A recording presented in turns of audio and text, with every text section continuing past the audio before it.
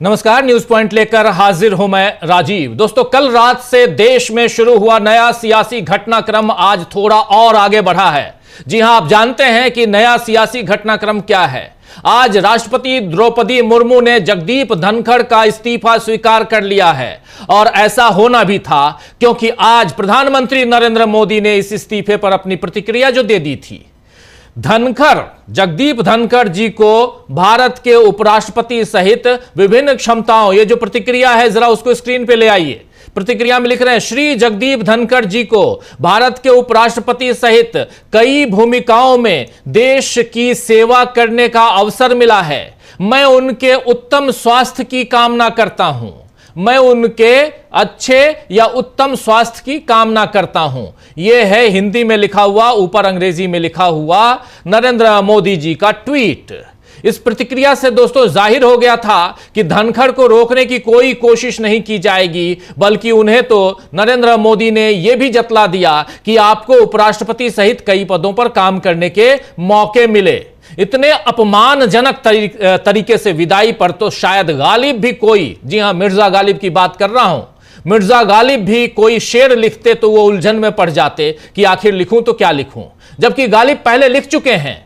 क्या लिख चुके हैं आपको शायद पता हो गया होगा, बड़े बेआबरू होकर तेरे कूचे से हम निकले। यहां तो बेआबरू नहीं किया गया बल्कि सम्मान की धज्जियां ही उड़ा दी गई हैं।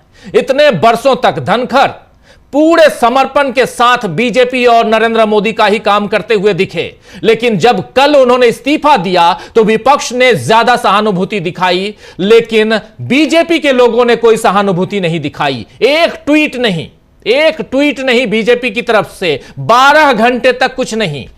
लेकिन जब विपक्ष ने सहानुभूति दिखाई, उसमें भी सबसे पहले कूद कर, उछल के, जो सबसे पहले जो आदमी आया उसका नाम है जयराम रमेश। जयराम रमेश ने तो इनको, धनखड़ साहब को, किसानों का बड़ा नेता बना दिया। आपने वो लंबी चौड़ी जो उनकी चिट्ठी थी, यानी उनका जो ट्वीट था, आपने कल 2 बार मैंने रात को आपको सुनाया था। लेकिन हिम्मत रखता है डीएमके, तमिलनाडु की पार्टी, डीएमके के मुखिया एमके स्टालिन बीमार थे, हॉस्पिटल में थे, लेकिन काम कर रहे थे। और उनके प्रवक्ता सर्वनन अन्नादुरई ने 2 टूक जो बातें कही हैं उसको यहां रखना जरूरी है। डीएमके के प्रवक्ता अन्नादुरई कह रहे हैं कि जिस तरह से उन्होंने सदन का संचालन किया, यानी जगदीप धनखड़ ने सदन का संचालन किया, विपक्षी दलों को कभी मौका नहीं दिया। मुझे लगता है कि यह अच्छा हुआ। उन्होंने संविधान को लेकर टिप्पणियां की और सुप्रीम कोर्ट पर तीखे हमले किए। मैं उनके फैसले का स्वागत करता हूं। उनके उपराष्ट्रपति न रहने से हमें कुछ नुकसान नहीं होगा, तो फिर ऐसा ड्रामा क्यों? बिल्कुल सही लिखा है अन्नादुरई ने, बहुत सही लिखा है। सर्वनन अन्नादुरई डीएमके के प्रवक्ता हैं। इधर बीजेपी की तरफ से जो पहली प्रतिक्रिया आई है वो प्रधानमंत्री नरेंद्र मोदी की आई, वो अभी 12 घंटे बाद। चलिए खैर, अब धनखड़ तो लौटेंगे नहीं, ये तो तय है। इधर राज्यसभा में उपसभापति हरिवंश नारायण सिंह ने, जो पत्रकार से उपसभापति तक की कुर्सी पर पहुंचे, उन्होंने राष्ट्रपति से आज मुलाकात की है, बुके देकर आए और बुके की तस्वीर, यानी फूलों का गुलदस्ता भेंट करते हुए तस्वीर खूब वायरल आज हुई है। इस बीच कांग्रेस नेता पवन खेड़ा का एक बयान सामने आया है। थोड़ा सा अपने साथी यानी जयराम रमेश से थोड़ा हटके पवन खेड़ा का जो बयान आया है, वो बयान है, जरा स्क्रीन पे ले आइए। बयान है कि, और उसको कोट करते हुए, नरेंद्र मोदी को कोट करते हुए, ना कोई स्पीच, ना कोई फेयरवेल, फिर कैसे कह दें ऑल इज वेल, फिर कैसे कह दें ऑल इज वेल। यहां पर यह पवन खेड़ा ने नरेंद्र मोदी के ट्वीट को कोट करते हुए लिखा। ऑल इज वेल तो वाकई नहीं है दोस्तों, क्योंकि कल ही जेपी नड्डा ने कहा था कि nothing will go on record. आइए जरा रिकॉल कर लीजिए, nothing will go on record. और आसंदी पर कौन बैठा था? सभापति, तत्कालीन सभापति, देश के उपराष्ट्रपति जगदीप धनखड़। ये देखिए, चेहरा देखिए जगदीप धनखड़ का। लेकिन जो सीना ठोक के जो बात कह रहा है वो कौन है? तो केंद्रीय मंत्री और राज्यसभा में नेता सदन जेपी नड्डा। सुन लीजिए जरा उनकी जुबानी। Into the details of it, but I would like to tell you, अरे गुस्सा मत करो भैया, अरे गुस्सा मत करो। Nothing will go on record. Whatever I'll say, that will go on record. You should know. तो मैं ये बता रहा हूं कि Whatever I will say will go on record, ये कह रहे हैं यहां पर nothing will go on record कह रहे हैं यहां जेपी नड्डा, और मुंह ताकते रह गए, चेहरा देखते रह गए यहां धनखड़ साहब। तो अब लोकतंत्र में सब कुछ ठीक नहीं है जब बीजेपी सांसद आसंदी को बताने लगे कि क्या रिकॉर्ड में जाएगा और क्या रिकॉर्ड में नहीं जाएगा, तो फिर समझना चाहिए कि धनखड़ ही नहीं बल्कि पूरा का पूरा सिस्टम बीमार हो चुका है और इसका एक ही इलाज है कि बीमारी को जड़ से उखाड़ा जाए। हालांकि मोदी और शाह यानी अमित शाह तो बीजेपी के 50 साल राज करने के दावे कर चुके हैं और उनके सारे कदम इसी हिसाब से उठते हैं। तो धनखड़ के इस्तीफे को इसी नजरिए से समझने की जरूरत है दोस्तों। बेशक अब विपक्ष के कई नेताओं ने उनके लिए नरम सुर में बात की है, मगर इन्हीं धनखड़, जगदीप धनखड़ और ओम बिरला के कारण दोनों सदनों में खुलेआम पक्षपात किया जाता रहा है। इसे विपक्ष से बेहतर और कौन समझ सकता है। खुलेआम इस देश के लोकतंत्र को कमजोर किया जाता रहा है। इन्हीं धनखड़ और इन्हीं ओम बिरला के कारण धनखड़ साहब जा चुके हैं। इन्हीं धनखड़ साहब के कारण इसी लोकसभा में, इसी राज्यसभा में, जिस राज्यसभा में आरएसएस का जिक्र करने पर कहा जाता था कि ये आरएसएस का जिक्र यहां नहीं होगा, लेकिन इसी राज्यसभा में आरएसएस का जिक्र करते हुए धनखड़ साहब ने एकलव्य तक कह दिया था अपने आप को। जरा उसकी बात, वो वानगी भी सुना देना चाहता हूं आपको कि एकलव्य खुद को कहते हुए। और इतना ही नहीं, धनखड़ साहब पे थोड़ा और बहुत कुछ कहने की जरूरत है, बहुत कुछ इनके बारे में बताने की जरूरत है। आखिर नरमी क्यों धनखड़ साहब के लिए? धनखड़ साहब के लिए कोई नरमी की जरूरत नहीं है, क्योंकि इन्होंने अपनी कुर्सी का सम्मान अगर करना होता तो आज इनसे इस्तीफा लिया नहीं जाता। जी हां, बिल्कुल मैं सही कह रहा हूं। आज न कल आपको पता चलेगा कि धनखड़ साहब ने खुद इस्तीफा नहीं दिया है। ये तो कुर्सी से चिपके रहना चाहते थे, इनसे इस्तीफा लिया गया है। लेकिन ऐसे लोगों के साथ ऐसा ही होता है, यह भी ऊपर वाला कहता रहा है, यानी उनके जरिए लोग कहते रहे हैं। चलिए जरा सुनते हैं इसी सदन में कैसे धनखड़ ने खुद को आरएसएस का एकलव्य कहा था। सुनिए। मैं आरएसएस का एकलव्य बन गया। और क्यों बना? तपस्वी लोग हैं, राष्ट्रभक्त हैं, समर्पण की भावना उत्कृष्ट है, दूसरे विचार को ग्रहण करते हैं। और मैं तो आश्चर्यचकित हूं कि खुद के तो कितनी चापलूसी। मैं तो आरएसएस का एकलव्य बन गया हूं। चापलूसी की हद यहां पे बहुत कुछ आगे भी है, नहीं सुना रहा हूं। धनखड़ साहब की कुछ और वानगी सुनाता हूं। धनखड़ साहब की एक पे एक 3-4 अलग अलग वानगी जरा सुन लीजिए। जरा मैं अपने टीम को कहूंगा फटाफट पहली बाइट लेके आइए, उसके बाद दूसरी, उसके बाद तीसरी, एक एक क्रम बताते जाऊंगा। पहली, जहां रोकना होगा मैं कह दूंगा रोकने के लिए। चलिए। इंस्टाग्राम पर डाल देगा, कौन ट्विटर पर डाल देगा, कौन मेरी रीढ़ की हड्डी को तय करने लगेगा। तो मैं बताना चाहता हूं, झुकना और नमस्कार करना मेरी आदत है। ये नहीं देखता सामने कौन है। आप तो बहुत सम्मानित हैं, पर कई बार बड़ी पीड़ा होती है, गिरावट की कोई सीमा होती है, बड़ा बुरा लगता है। I leave it to your sound wisdom. नहीं, यदि सर वो टाइम से होता है sir, otherwise you are number 1 in my heart. Sir, you are number 1 in my heart. I know that your heart is very large, but that is that side, not this side.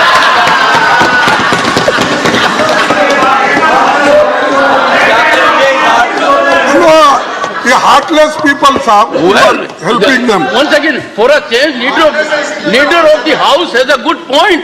Biologically, heart is on the left side. My heart is this side, sir. No, that's why you always move like this. You always move like this. You never see Sir, this side. I So can- your heart goes that Sir, side only. I can never score a point because you have a huge experience. I don't think anyone in the house can match it. No, okay, sir. Thank you for your good Sir, words. what's the point, sir? मेरा point यही है, sir. पता है ना? बदल दीजिए, बदला दूंगा। नहीं, मैं एक I'm सेकंड, very एक second. proud of the association for माननीय marriage and सदस्यगण, my husband. I'm just ma'am, saying. एक सेकंड। हाँ। माननीय सदस्यगण,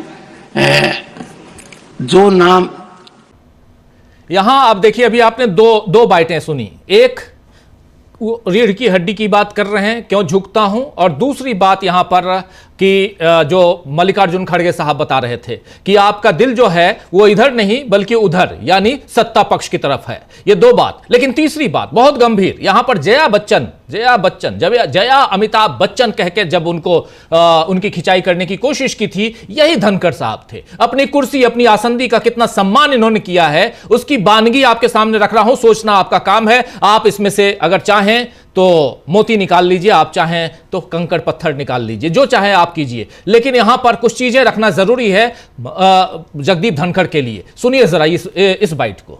मतलब पता है ना? बदल दीजिए, बदला दूंगा। नहीं, मैं एक second, I'm very proud of the association for marriage and my husband. I'm just saying. एक सेकंड। हाँ। माननीय सदस्यगण, जो नाम इलेक्शन सर्टिफिकेट में आता है और जो यहां सबमिट किया जाता है, उसके अंदर बदलाव की प्रक्रिया है, और इस प्रक्रिया का लाभ मैंने खुद उठाया था 1989 में। वो बदलाव की प्रक्रिया हमने हर सदस्य No, sir, I'm very proud. I'm very proud of my name and my husband and his achievements. Ma'am, आपको एक बात बताता हूं। And it signifies आभा जो मिट नहीं सकती। I'm very happy. One second, take your seat. So don't worry. No. ये ड्रामा आप लोगों ने नया शुरू किया है, पहले नहीं था। हाँ, one second. श्री मनोहर लाल खट्टर। तो देख लिया, इनको यहां पर नाम, और यहां बिल्कुल बहस हो गई, झड़प हो गई दोनों के बीच। जगदीप धनखड़ और जया बच्चन के बीच जो झड़प हुई थी उसकी बानगी थी।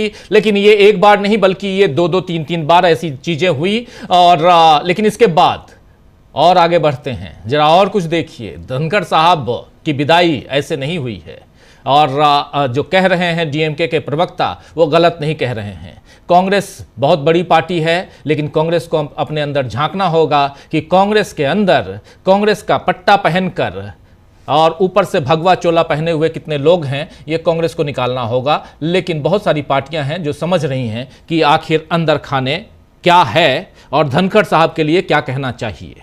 लेकिन पहले जरा इसको भी देखिए। मेरी बात, मेरी पीड़ा नहीं सुनना चाहते। आप कहते हो 138 साल पुरानी पार्टी हो, क्या हुआ है? आपको सब पता है। आपकी चुप्पी मेरे कानों में गूंज रही है। खड़गे जी की चुप्पी मेरे कानों में गूंज रही है। वो लीडर ऑफ अपोजिशन है, कांग्रेस के अध्यक्ष हैं, सबको पता है क्या कुछ हो रहा है। आपको अंदाजा होना चाहिए कि यदि अगर कोई व्यक्ति वीडियोग्राफी कर आनंद लेता है, एम्पलीफाई करता है, ये संस्कार है क्या अपने?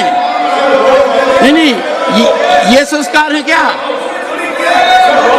यहां तक इस तरह आ गया क्या? सर,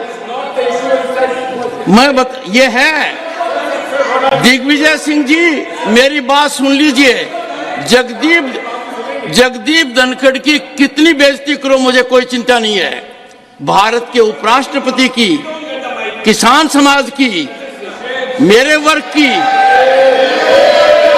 मैं पूरी आहुति दे दूंगा हवन में। मैं खुद की परवाह नहीं करता।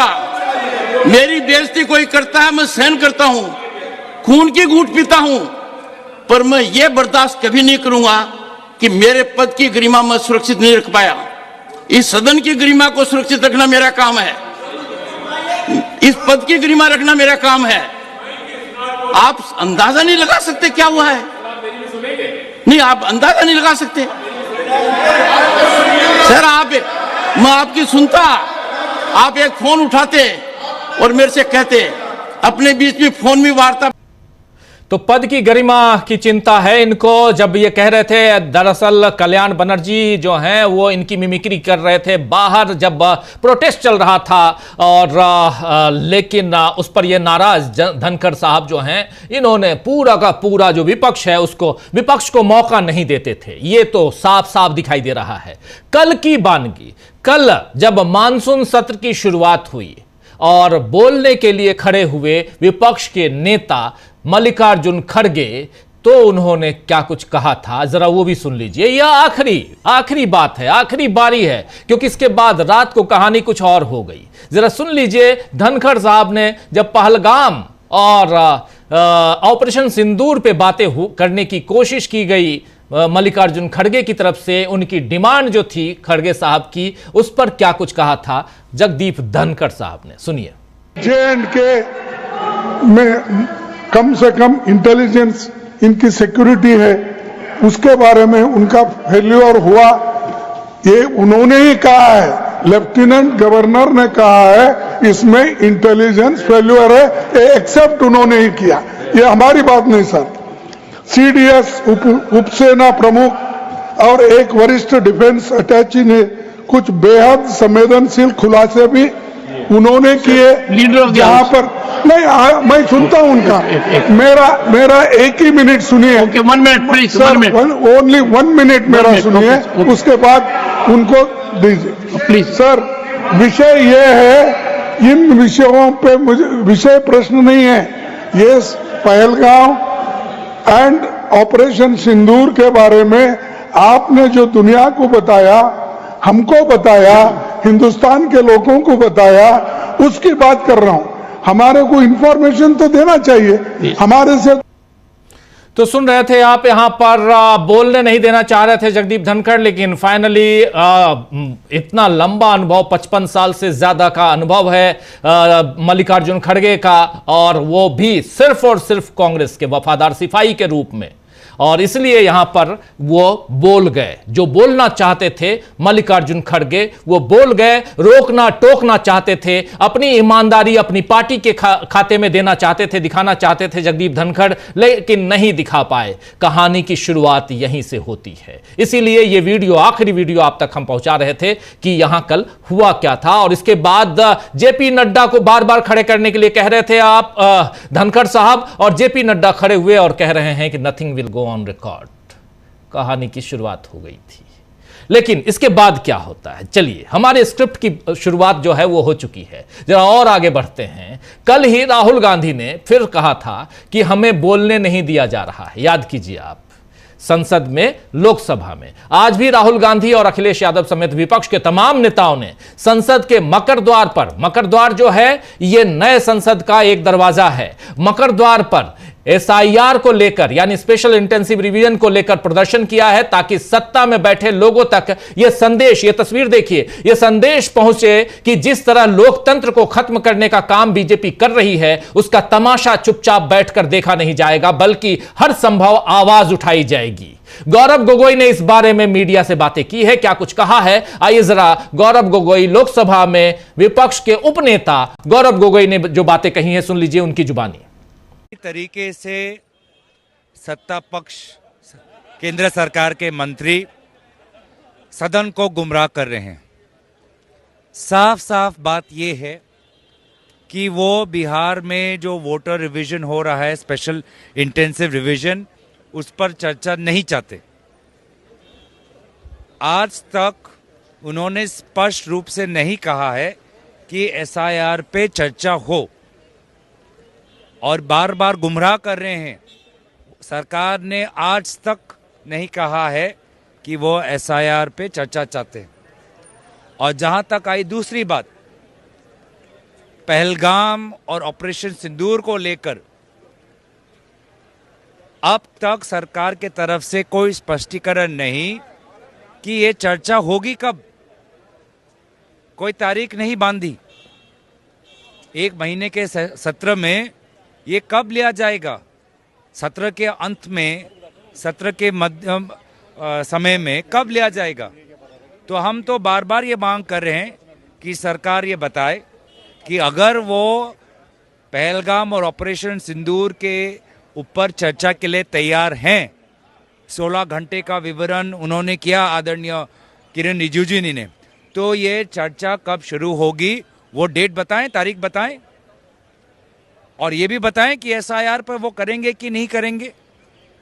तो इसीलिए बीएसी मीटिंग में एक रूप और सदन के अंदर गुमराह करने का ये रूप बहुत गलत है।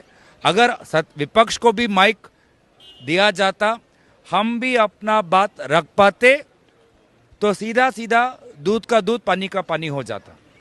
लेकिन वे नहीं चाहते, सत्ता पक्ष नहीं चाहती, इसलिए माइक सिर्फ सत्ता पक्ष के मंत्रियों का ही ऑन होता है, उनका ही पक्ष कैमरा में दिखाया जाता है, रिकॉर्ड पे आता है, और विपक्ष को मजबूर किया जाता है कि हम अपनी बातों को सदन के अंदर, जो बातों से सत्ता पक्ष का झूठ का पर्दाफाश होगा, वो बातें हम ना रख पाए, ऐसा एक माहौल अंदर बनाया जाता है। तो गौरव गोगोई ने जिन मुद्दों पर बात की है वे देश के सामने असल चिंताएं हैं और कायदे से संसद सत्र में इन पर चर्चा करने के लिए अधिकतम कोशिश की जानी चाहिए। लेकिन पहले दिन ही धनखड़ से इस्तीफा देकर धनखड़ का इस्तीफा लेकर या दिलवाकर फिर से सारे मुद्दों को डाइवर्ट करने का खेल शुरू हो गया है। कल से मोदी फिर विदेश यात्रा पर हैं। उन्हें अब वाकई देश की जरूरतों से कोई लेना देना नहीं रहा। इधर बीजेपी के सामने नतमस्तक मीडिया में कई इनसाइड स्टोरीज आना शुरू हो गई हैं दोस्तों, कि धनखड़ से इस्तीफा आखिर क्यों लिया गया या धनखड़ ने इस्तीफा आखिर क्यों दिया। साथ ही नया उपराष्ट्रपति कौन होगा। हरिवंश तो राष्ट्रपति से मिल चुके हैं, लेकिन क्या यहां नीतीश कुमार के लिए भी संभावनाएं हैं। ऐसे कई जरूरी बातें जो हैं वो बताई जा रही हैं और जरूरी बताए जा रहे सवालों पर चर्चा शुरू हो गई हैं और समय बिताने का खेल एक बार फिर चल रहा है। तो क्या देश को अंताक्षरी खिलाने में व्यस्त कर किसी बड़ी तैयारी में लग गए हैं नरेंद्र मोदी और अमित शाह। आज इसी पर चर्चा करेंगे। आखिर देश में क्या कुछ बड़ा होने वाला है। देश में क्या कुछ बड़ा होने वाला है। धनखड़ का इस्तीफा तो एक झांकी है, आगे क्या कुछ बाकी है।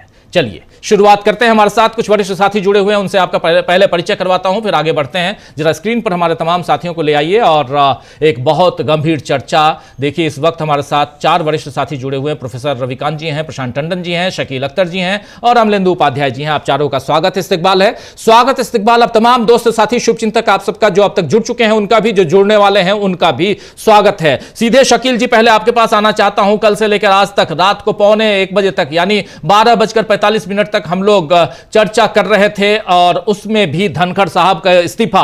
लेकिन इस्तीफे के बाद 12 घंटे बाद एक ट्वीट आता है बीजेपी से, मात्र एक ट्वीट अभी तक, और वो ट्वीट है प्रधानमंत्री नरेंद्र मोदी का, जिस ट्वीट में वो साफ साफ लिख रहे हैं, बता रहे हैं कि धनखड़ साहब को बहुत कुछ मिल गया। उस ट्वीट को अगर पढ़िए ध्यान से तो बहुत कुछ दे दिया गया है। अब वो स्वास्थ्य उनका ठीक रहे, उनके उत्तम स्वास्थ्य की वो कामना करते हैं। जरा स्क्रीन पर देखिए, श्री जगदीप धनखड़ जी को भारत के उपराष्ट्रपति सहित कई भूमिकाओं में देश की सेवा करने का अवसर मिला है। मैं उनके उत्तम स्वास्थ्य की कामना करता हूं। यहां बता दिया गया। इसके अलावा कोई ट्वीट नहीं, सन्नाटा है, नील बटे सन्नाटा। आखिर क्यों? यहीं से सवाल। शकील जी। राजीव जी, जो ट्वीट आप दिखा रहे हैं बहुत निर्मम ट्वीट है। वो बेरुखी दिखाते हुए, जिन 2 लोगों ने इतने सालों तक साथ काम किया है, पश्चिम बंगाल के राज्यपाल से लेके और उपराष्ट्रपति तक, उनके लिए नरेंद्र मोदी का ये कहना अवसर मिला है, ये लिखा है, लेकिन इसको डिकोड अगर आप करेंगे इसका मतलब है कि मैंने अवसर उनको दिया है। तो ये जो है बीजेपी के अंदर का एक शक्ति प्रदर्शन है, बीजेपी के अंदर का आपसी झगड़ा है, और जिसमें इन्होंने पूरे देश को और संसद को डाल दिया। संसद का ये मानसून सत्र कुछ काम करने के लिए हुआ था और आज दूसरा दिन है। आज भी संसद में कोई काम नहीं हुआ। कल तो 12 बजे, 2 बजे और 4 बजे तक ले गए थे। आज 12 बजे, 2 बजे और 2 बजे ही दिन भर के लिए स्थगित कर दिया। और जगदीप धनखड़ ने जो किया है वो उनके सामने आ गया। अभी आपने जितने सारे बाइट दिखाई हैं उन सब की कहानी एक है, more loyal than the king. वो बीजेपी से ज़्यादा बीजेपी के वफादार बन रहे थे। लेकिन समय बहुत बलवान होता है और आपने देखा कि समय ने उनके साथ कैसा न्याय किया कि जिन मोदी जी को वो सब कुछ समझ रहे थे, मोदी जी के लिए समर्पित थे, वो मोदी जी कह रहे हैं कि मैंने बहुत अवसर दिए हैं आपको। अभी जो आपने कल्याण बनर्जी का बता, संस्कार की बात वो कर रहे थे, कह रहे थे कि मैं भारत के उपराष्ट्रपति के पद की गरिमा रखूंगा, किसान की रखूंगा, लेकिन कल रात को उनके साथ जो हुआ तो किसी की भी गरिमा और सम्मान नहीं रख पाए। किसान जातियों में जिसे कहा जाता है, जिसकी बात वो कर रहे थे, जाट समुदाय की, उस सब में बहुत आक्रोश है कि हमारे नेता जिनको हम मान रहे थे, जगदीप धनखड़, वो हमारे सम्मान की रक्षा नहीं कर पाए। बहुत तल्ख शब्दों में कल रात को बात हुई है। इतना आसान नहीं था इस्तीफा लेना या इस्तीफा देना। और हम बताएं आपको कि इसके बारे में बहुत सारी चर्चाएं हैं, आपको भी मालूम होगी क्यों दिया, क्यों लिया। उसमें एक बात यह भी आ रही थी कि जिस राज्यसभा में महाभियोग की बात हो रही थी, जस्टिस महाभियोग की, उसमें यह भी बात आ रही है कि उसमें जस्टिस शेखर यादव की महाभियोग की भी तैयारी हो रही थी और यह बीजेपी को पसंद नहीं था। तो तमाम तरह की बातें हैं, लेकिन ये ट्रिगर मोड है। असली जो कहानी है वो यही थी कि जगदीप धनखड़ जितने झुकते जा रहे थे, उनसे और ज्यादा झुकने की अपेक्षाएं की जा रही थी। संसद जो है 21 अगस्त तक है, लेकिन अभी जो हाल है वो दिख रहा है कि इस हफ्ते जो है संसद चलने की कोई संभावना नहीं है। अब आपने कांग्रेस का जिक्र किया, जयराम रमेश का जिक्र किया। कांग्रेस में नाराजगी है। कांग्रेस में इस बात को लेकर नाराजगी है कि धनखड़ का समर्थन हद से बाहर किए जाने की क्या जरूरत है। यह पॉलिटिकली करेक्ट नहीं है। धनखड़ ने जो किया वो उनके सामने आ गया। धनखड़ कोई किसान नेता नहीं है। धनखड़ के लिए कोई सहानुभूति या समर्थन जो है वो जनता में कांग्रेस को फायदा पहुंचाने वाला नहीं है। तो ये जो बात आप बता रहे थे कि कांग्रेस में चर्चा है कि जयराम रमेश ने खास तौर से जिस तरह से उनका समर्थन किया या जो उन्होंने ट्वीट किया, उसको लेके नाराजगी है। भारत के उपराष्ट्रपति के तौर पे जो जगदीप धनखड़ ने किया है, उसमें भी आपने जो सुनाया, उसमें एक सबसे इंपॉर्टेंट बात है, वो एक सदस्य जो हैं, माननीय सदस्य जो हैं जया बच्चन, उनसे नाम को लेके जिस तरह उलझ रहे हैं, वो बहुत ही शर्मनाक बात है। जया बच्चन बार बार कह रही है कि अमिताभ बच्चन के नाम मेरे लिए प्राउड की बात है, गर्व की बात है, उनका नाम और उनका काम। और वो उन्हें बता रहे हैं कि इस नाम को डिलीट आप किस तरह कर सकती हैं। वो कह रही है मुझे डिलीट नहीं करना, मुझे अपने सामान्य नाम से जिस तरह से बुलाया जाता था उस तरह से बुलाइए। और हम आपको बताएं, पहले भी बताया होगा कि जया बच्चन इसके बाद बाहर बहुत रुष्ट होकर आई थी और पत्रकारों से मिली थी और पत्रकारों से उन्होंने कहा था ये बात, यहां तक कहा था कि मैं किसी को किसी और नाम से बुलाऊं तो कैसा लगेगा। जो मेरा एक नाम है, जो यहां चलता आ रहा है, और मैं आज की सदस्य नहीं हूं, मैं तो कब की सदस्य हूं, यहां पे इनसे बहुत पहले की हुई इस हाउस में। ये जानबूझ के मुझे उस नाम से बुला रहे हैं जो बड़ा और लंबा होता है और जिसकी कोई जरूरत नहीं है। तो आप देख रहे हैं कि आज संसद में जो है इसको लेके बहुत अलग अलग तरह की बातें की जा रही थी। निश्चित ही रूप से कुछ जगह खुशियां भी थी और वो ऐसे कॉरिडोर में थी कि जिसकी कोई कल्पना नहीं कर सकता। राजस्थान के खेमे में राजस्थान के सांसद कह रहे थे कि एक नया पावर सेंटर उभर रहा था और वो पावर सेंटर ऐसा था जो खुशामद करने में इतना आगे बढ़ गया था कि उसकी वजह से हम लोगों को कोई जगह नहीं मिल पाती थी। उस सेंटर का ख़त्म हो जाना हमारे लिए बहुत अच्छी बात है। अब जो एक सवाल पैदा हो रहा है कि दूसरा उपराष्ट्रपति कौन बनेगा, तो उसके लिए चुनाव आयोग का एक प्रोसेस होता है चुनाव आयोग नोटिफिकेशन इशू करता है उसमें, और लोकसभा और राज्यसभा के सदस्य जो हैं उसके लिए वोटिंग करते हैं, और लोकसभा के जनरल सेक्रेटरी उसके रिटर्निंग ऑफिसर होते हैं। तो वो अभी शुरू नहीं हुआ है।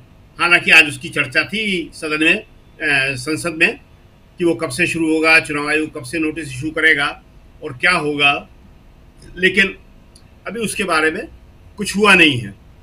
लेकिन ये खबरें ज़रूर बाहर आ रही हैं कि कल रात को जब एक महाभियोग पर बात हुई, उसके बारे में सरकार को ये शिकायत है कि हमें विश्वास में नहीं लिया गया। हालांकि ये शिकायत गैर संवैधानिक है। संसद के काम में सरकार को विश्वास में लेना होता नहीं है, लेकिन सरकार के साथ आपने इतने संबंध बना रखे थे कि आप हर बात सरकार को बता के करते थे, हर बात सरकार से पूछते थे। जब आप खुद सरकार से हर बात पूछेंगे तो जाहिर है कि सरकार की अपेक्षाएं बढ़ जाएंगी। तो उन्होंने कहा कि आप 2 जजों के खिलाफ नोटिस ले रहे थे और हमें बताया नहीं, और इस बात को लेके रात को कुछ तल्ख बातें हुई हैं, मान अपमान की बातें हुई हैं, और वो इतनी गंभीर बातें थी कि उसके बाद इस्तीफा ले लिया गया। एक कहानी और भी है। वो कहानी ये है कि अगर हो सकता है कि वो धनखड़ को डराने के लिए भी हो कि अगर धनखड़ इस्तीफा नहीं देते हैं तो धनखड़ जी आपके खिलाफ भी हम महाभियोग ले आएंगे। तो कहा जा रहा है कि राजनाथ सिंह के कमरे में सदस्यों से दस्तखत कराए जा रहे थे। ये भी एक कहानी है कि जिसका प्रभाव शायद पड़ा हो धनखड़ के ऊपर कि मेरे ऊपर भी महाभियोग हो जाएगा।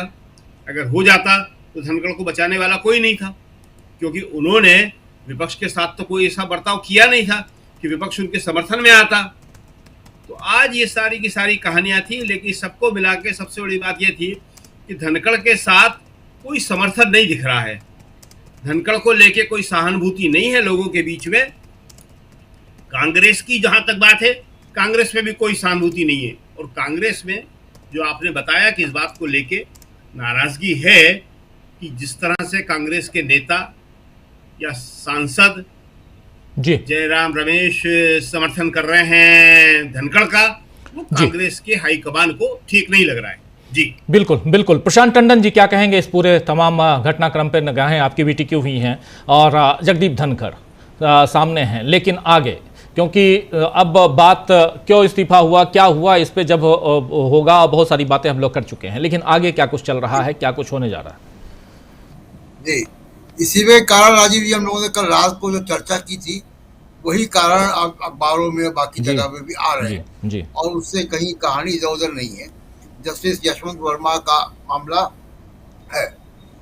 देखिए, जगदीप धनखड़ जी से कोई सहानुभूति नहीं है। अगर आप भारत के संविधान और भारत के लोकतंत्र से प्यार करते हैं तो आपको जगदीप धनखड़ जैसे व्यक्ति के इस्तीफे से कोई सहानुभूति नहीं होगी, क्योंकि राज्यसभा हमने भी देखी है, बहुत साल वहां पे कवर किया और वैसे भी बाहर से देखता हूँ।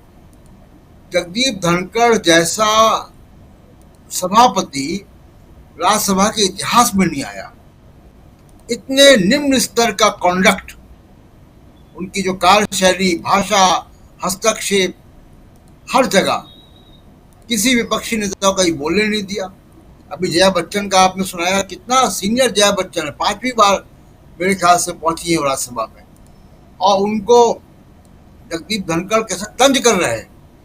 उन्होंने लगभग जातिवादी टिप्पणी मल्लिकार्जुन खड़गे के ऊपर कर दी थी।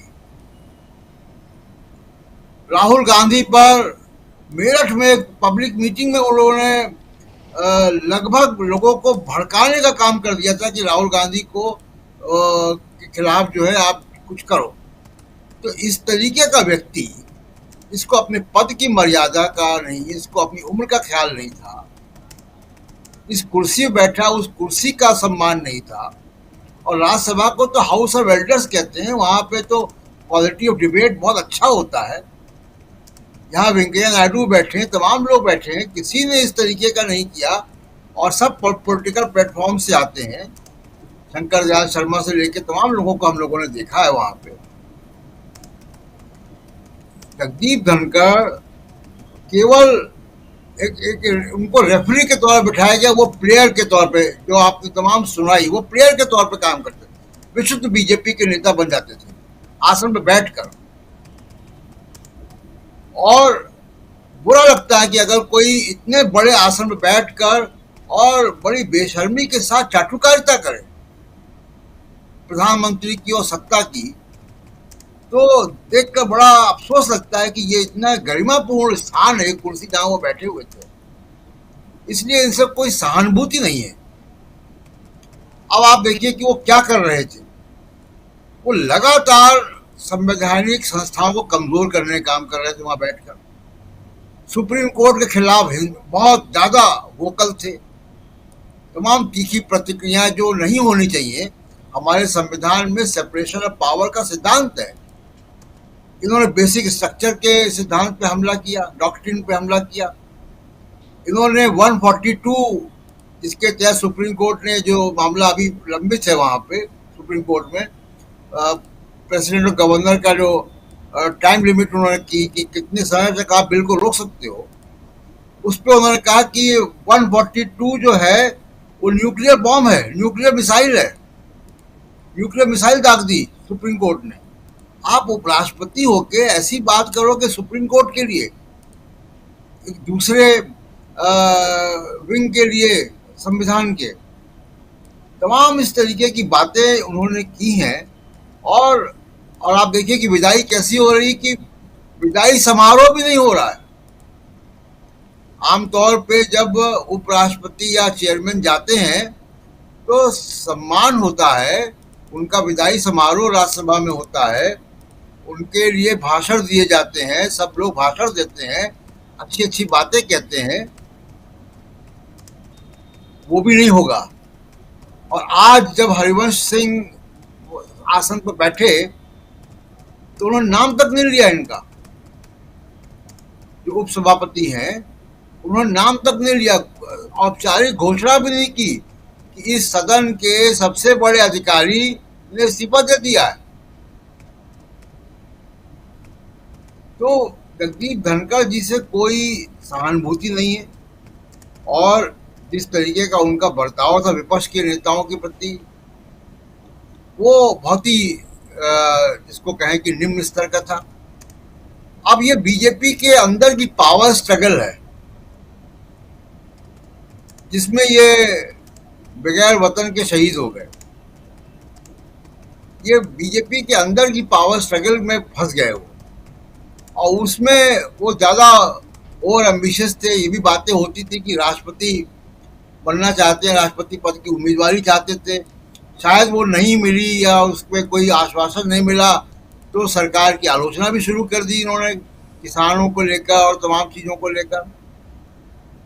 तो जगदीप धनखड़ के प्रति कोई सहानुभूति नहीं है। डीएमके के नेता का बयान बहुत अच्छा है। जयराम रमेश जी को इससे बचना चाहिए था। ऐसा नहीं है कि जो कोई भी व्यक्ति सरकार से झगड़ा, उनकी पावर अंदरूनी पावर स्ट्रगल है जी। उस अंदरूनी पावर स्ट्रगल में अगर उनका इस्तीफा हो गया है तो हम क्यों आंसू बहाएंगे।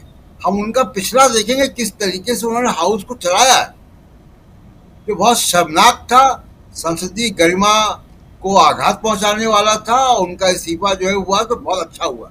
जी राजीव जी, बिल्कुल बिल्कुल आप सही कह रहे हैं, इस्तीफा हुआ तो अच्छा। हमारे साथ जुड़ गए हैं वरिष्ठ पत्रकार श्रवण गर्ग साहब। गर्ग साहब हालांकि जुड़ते हैं शनिवार को, लेकिन आज विशेष अनुरोध किया कि आज बहुत बड़ा दिन है और आज आपको रहना चाहिए। आज आपने समय दिया। गर्ग साहब आपका स्वागत है, बहुत बहुत शुक्रिया। और सीधे आपके पास ही आना चाहता हूं, फिर प्रोफेसर रविकांत जी आपके पास आता हूं। लेकिन गर्ग साहब, आपकी पहली प्रतिक्रिया कल से लेकर आज तक। देखिए, अभी तक बीजेपी खेमे से एक ट्वीट आया है, वो भी प्रधानमंत्री नरेंद्र मोदी का। ट्वीट में प्रधानमंत्री नरेंद्र मोदी ने क्या लिखा है, वहां पर अगर कुल मिलाकर अगर सीधे शब्दों में सार कहें उनकी चिट्ठी, उनके ट्वीट का, तो यही है कि आपको जितना मिलना था वो मिल गया। अब आप अपने स्वास्थ्य की चिंता कीजिए। आपके उत्तम स्वास्थ्य की चिंता हम करते हैं। शुभकामनाएं हमारी। खत्म, द एंड। ये मात्र इसका मतलब है बड़े बेआबरू होकर तेरे कूचे से हम निकले। लेकिन सवाल यह है कि क्या यहां से अब आगे की सियासत, नरेंद्र मोदी सरकार की सियासत जो है, सियासी तौर पर नरेंद्र मोदी यहां से मजबूत होते हुए दिखाई देते हैं या कमजोर होते हुए दिखाई देते हैं? ये आगे इसका जवाब आप जरूर दीजिएगा, लेकिन उससे पहले पहली प्रतिक्रिया इस पूरे घटनाक्रम पर आपकी, गर्ग साहब। देखिए, मैं प्रशांत जी ने की जो बात उन्होंने अभी कही, आखिर में जो सुनी मैंने, उससे शुरू करना चाहता हूँ। मैं समझ रहा हूँ कि वो, अगर ठीक समझ रहा हूँ तो ये कि धनखड़ साहब के प्रति कोई सहानुभूति नहीं होना चाहिए। उन्होंने जिस तरह से विपक्ष को पूरे अपने कार्यकाल के दौरान जिस तरह से अपमानित किया, मैं अगर ठीक समझ रहा हूँ, मेरा मानना यह है कि ये मामला धनखड़ साहब के प्रति सहानुभूति व्यक्त करने का नहीं है। ये मामला यह है कि एक हुकूमत अपने सबसे वफादार आदमी, जो हर कदम पर, चाहे जुडिशरी का मामला हो या 146 लोगों का निलंबन हो,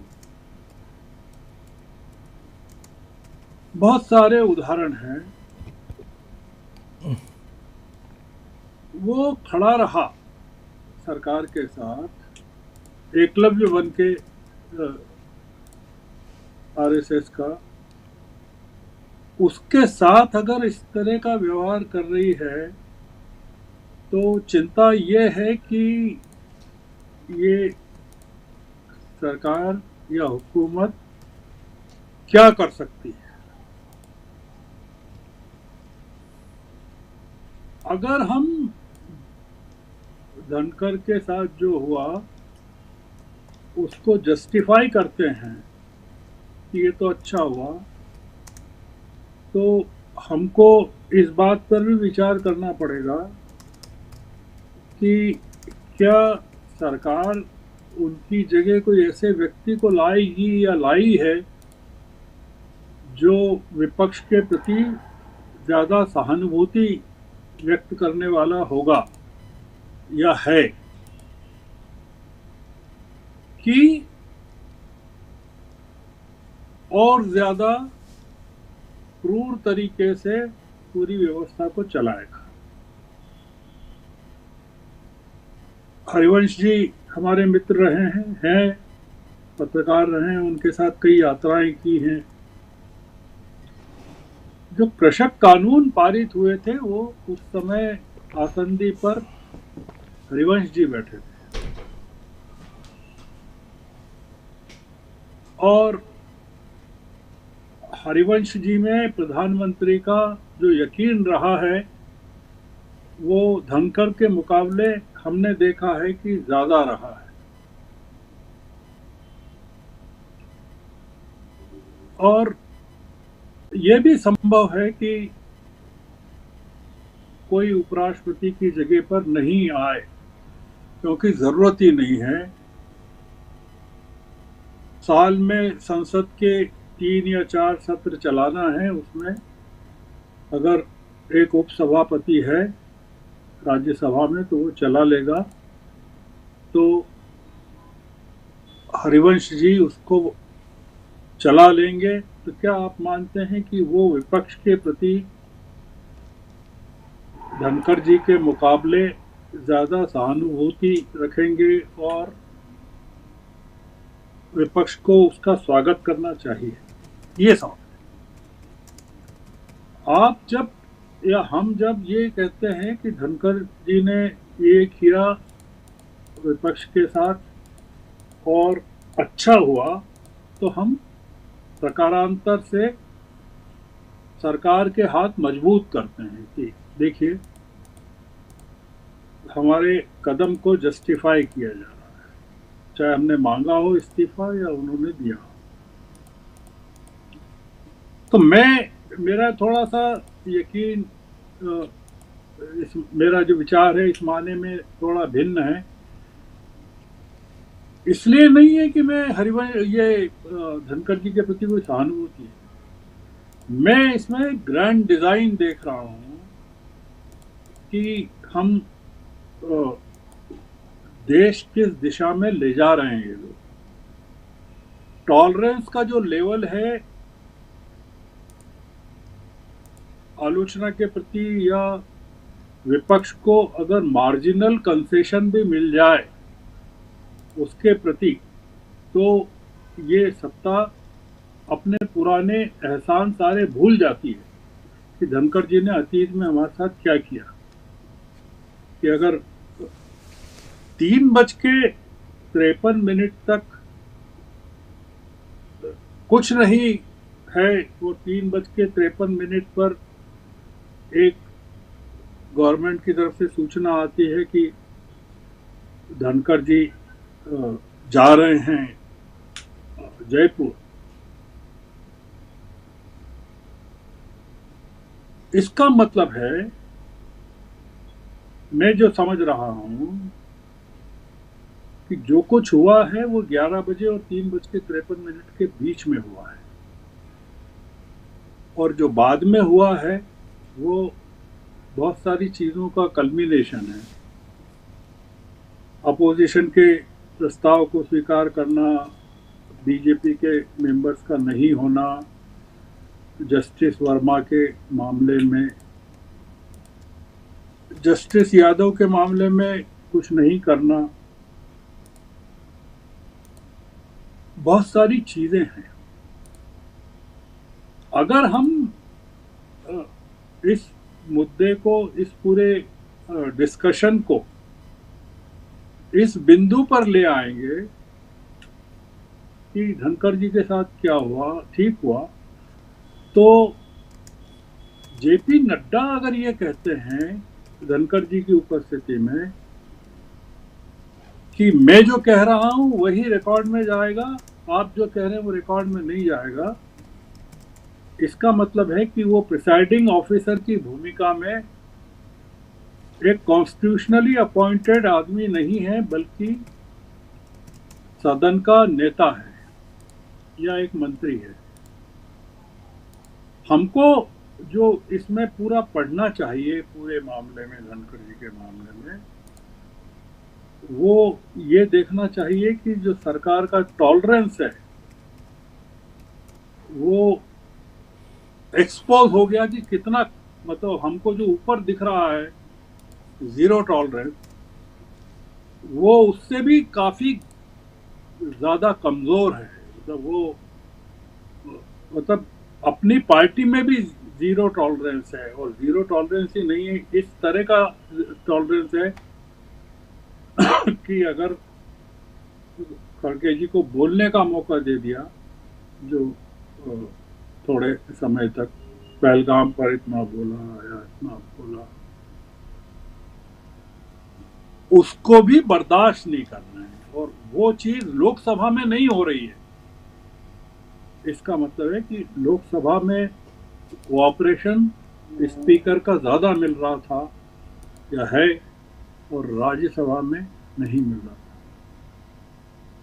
तो एक, मैं कोई इसमें मेरा जो कथन है उसमें धनखड़ जी के प्रति कोई सहानुभूति का भाव नहीं है कि उन्होंने कोई देश का या एग्जीक्यूटिव और वर्सेस जुडिशरी की बहस या प्रेसिडेंशियल रेफरेंस को लेकर जो उन्होंने टिप्पणियां की,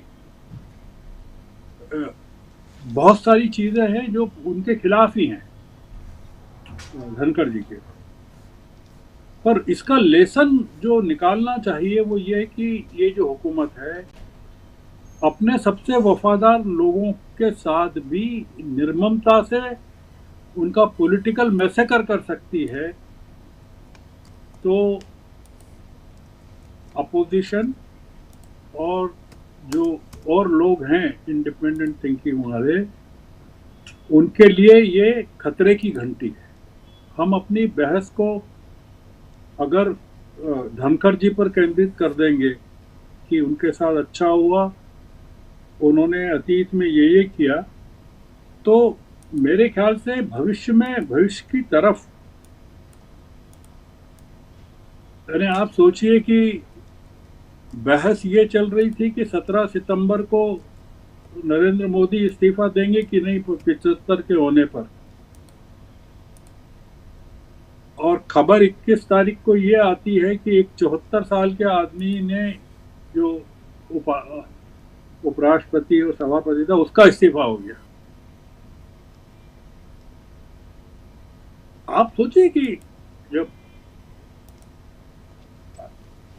इसका क्या इको क्या होगा, इसका इको ये होगा कि भागवत साहब की हिम्मत नहीं पड़ेगी कि अब वो इस तरह की कोई मांग करें कि 75 साल की उम्र हो गई है और किसी को अपने पद से मुक्त हो जाना चाहिए।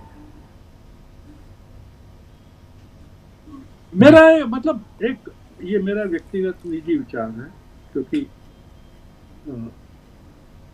ये एक बड़ा आजादी के बाद ये पहली बार क्षण उपस्थित हुआ है, और अगर कोई भी प्रिसाइडिंग ऑफिसर अगर उसकी विपक्ष के प्रति सहानुभूति रही है, सत्तारूढ़ दल के प्रति कम रही है, तो ऐसे बहुत गिने चुने उदाहरण होना चाहिए। पर यह तो पहली बार हुआ है ना कि एक सिटिंग वाइस प्रेसिडेंट का इस्तीफा हो गया जी। ये तो पहली बार। R Venkataraman, SD Sharma, KR Narayanan, इन्होंने इस्तीफे दिए थे चूंकि उपराष्ट्रपति थे और राष्ट्रपति बन गए थे चुनाव लड़ने के लिए जी। वीवी गिरी ने इसलिए दिया था कि वो राष्ट्रपति पद का चुनाव लड़ना चाहते थे। भैरव सिंह शेखावत जी ने इसलिए दिया था कि वो उपराष्ट्रपति थे, पर उन्होंने प्रतिभा पाटिल के खिलाफ राष्ट्रपति पद का चुनाव लड़ा और उसमें हार गए, तो मॉरल ग्राउंड पर उन्होंने इस्तीफा दे दिया। पर धनखड़ जी के साथ जो हुआ, या उन्होंने इस्तीफा दिया स्वास्थ्य संबंधी कारणों से 3:53 के मोमेंट के बाद, बिना इस बात के कि कोई मेडिकल जांच की गई हो उनकी जी, कोई मेडिकली सर्टिफाई किया हुआ ये भाई इनको तो रिटायर, इनका स्वास्थ्य बहुत खराब है, या 3:53 पर एक प्रेस नोट आता है गवर्नमेंट की तरफ से कि ये जयपुर जा रहे हैं। जरा पता तो करें कि जयपुर में कोई अलार्म था क्या कि वाइस प्रेसिडेंट आने वाले राजस्थान में? कोई सूचना भी थी क्या? वहां कोई तैयारी भी थी क्या? ये सारा का सारा मामला मैंने पढ़ा, उनका जो स्टेटमेंट है ट्विटर पे, प्रधानमंत्री जी का ट्वीट जो 4 लाइन का, मैंने देख लिया जी। मुझे आश्चर्य नहीं हुआ, क्योंकि अगर इतना खौफ है प्रधानमंत्री जी का या हुकूमत का अपनी पार्टी पर कि कोई बोलना नहीं चाहता, तो हमको इसको ये समझना चाहिए कि स्थिति क्या है, हकीकत क्या है। तो मैं अभी तो इतना ही कह रहा हूँ राजीव जी, बिल्कुल बिल्कुल। लेकिन आपने बहुत सही एक लाइन जो आपने ली है वो बहुत इंपॉर्टेंट है, उसकी तरफ भी ध्यान देना चाहिए कि हरिवंश जी ही अगर उपसभापति ही अगर चलाएंगे, 4 बार तो संसद बैठती है, और अगर वही चलाएंगे और वो ज़्यादा ईमानदारी से नरेंद्र मोदी की तरह, नरेंद्र मोदी के लिए जो ज़्यादा ईमानदार हो, बीजेपी के लिए जो ज़्यादा ईमानदार हो, उस ईमानदारी के साथ अगर वही चला लेते हैं तो फिर उपराष्ट्रपति की ज़रूरत ही क्या है, यानी धनखड़ की ज़रूरत ही क्या है। जो धनखड़ यहाँ थोड़ा बहुत मौका दे रहे थे, आज कल जैसे उन्होंने सुबह सुबह मौका दिया बोलने का मल्लिकार्जुन खड़गे को, नेता प्रतिपक्ष को राज्यसभा में, तो फिर ज़रूरत ही क्या थी। बहुत सही आप कह रहे थे और बहुत इंपॉर्टेंट बात आप यहाँ पे बता रहे हैं। उस मसले पे भी, उधर भी हम लोग उस दिशा में भी चर्चा करेंगे। बहुत सही आप कह रहे हैं। और अभी 2 साल का वक्त और बचा हुआ था, क्या कोई नया उपराष्ट्रपति मिलेगा देश को, या जैसा गर्ग साहब कह रहे हैं कि अभी तो ऐसे ही खींचने दो जी, चले ऐसे ही और आगे देखते हैं। नरेंद्र मोदी के लिए तो अच्छा ही रहेगा, क्योंकि कृषि बिल को पास कराना, 145 से ज़्यादा सांसद लोकसभा और राज्यसभा से जब बाहर निकाल दिए गए थे, उस वक्त भी आसंदी पर कौन बैठा था, याद कीजिए, हरिवंश जी ही बैठे थे। तो खैर, यहाँ राज्यसभा की बात कर रहा हूँ। उधर तो ओम बिरला साहब, बिल्कुल मेरी डफली मेरा राग चलता ही है उनका। तो ये है, जल्दी से आना चाहता हूँ अमलेंदु जी आपके पास।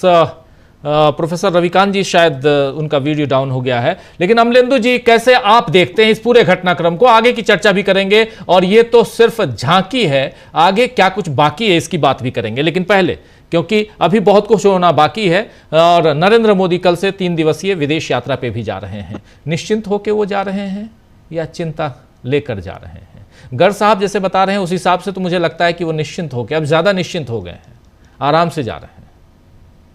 और क्योंकि अब यहाँ पर हरिवंश जी संभालेंगे, अच्छे से संभालेंगे, बोलने नहीं देंगे। आए सुबह, याद कीजिए, 11:01 पर लोकसभा की कार्यवाही जो है वो स्थगित हो गई 12 बजे तक के लिए। 11:04 पर राज्यसभा की कार्यवाही समाप्त होती है, स्थगित होती है 12 बजे तक के लिए। लेकिन एक बार भी ये नहीं कहा जाता है कि हमारे सभापति ने इस्तीफा दे दिया है। विपक्ष पूछ रहा है, कह रहा है कि सभापति ने इस्तीफा दिया है, उपराष्ट्रपति ने इस्तीफा दिया है, इस पर चर्चा करो, इस पर बात करो, अपना वक्तव्य दो। लेकिन वो चले जाते हैं। 12 बजे जब वो आते हैं तो उनसे पहले, याद होगा अमलेंदु जी, आप लोग ब्रेकिंग कर रहे थे, उनसे पहले नरेंद्र मोदी जी का ट्वीट आता है और फिर वहां घोषणा होती है कि यह इस्तीफा स्वीकार कर लिया गया है। तो मोदी जी का इंतजार था क्या? अमलेंदु जी, चूंकि आप लाइव कर रहे थे इसलिए आपसे पूछना चाहता हूं, चल क्या रहा था?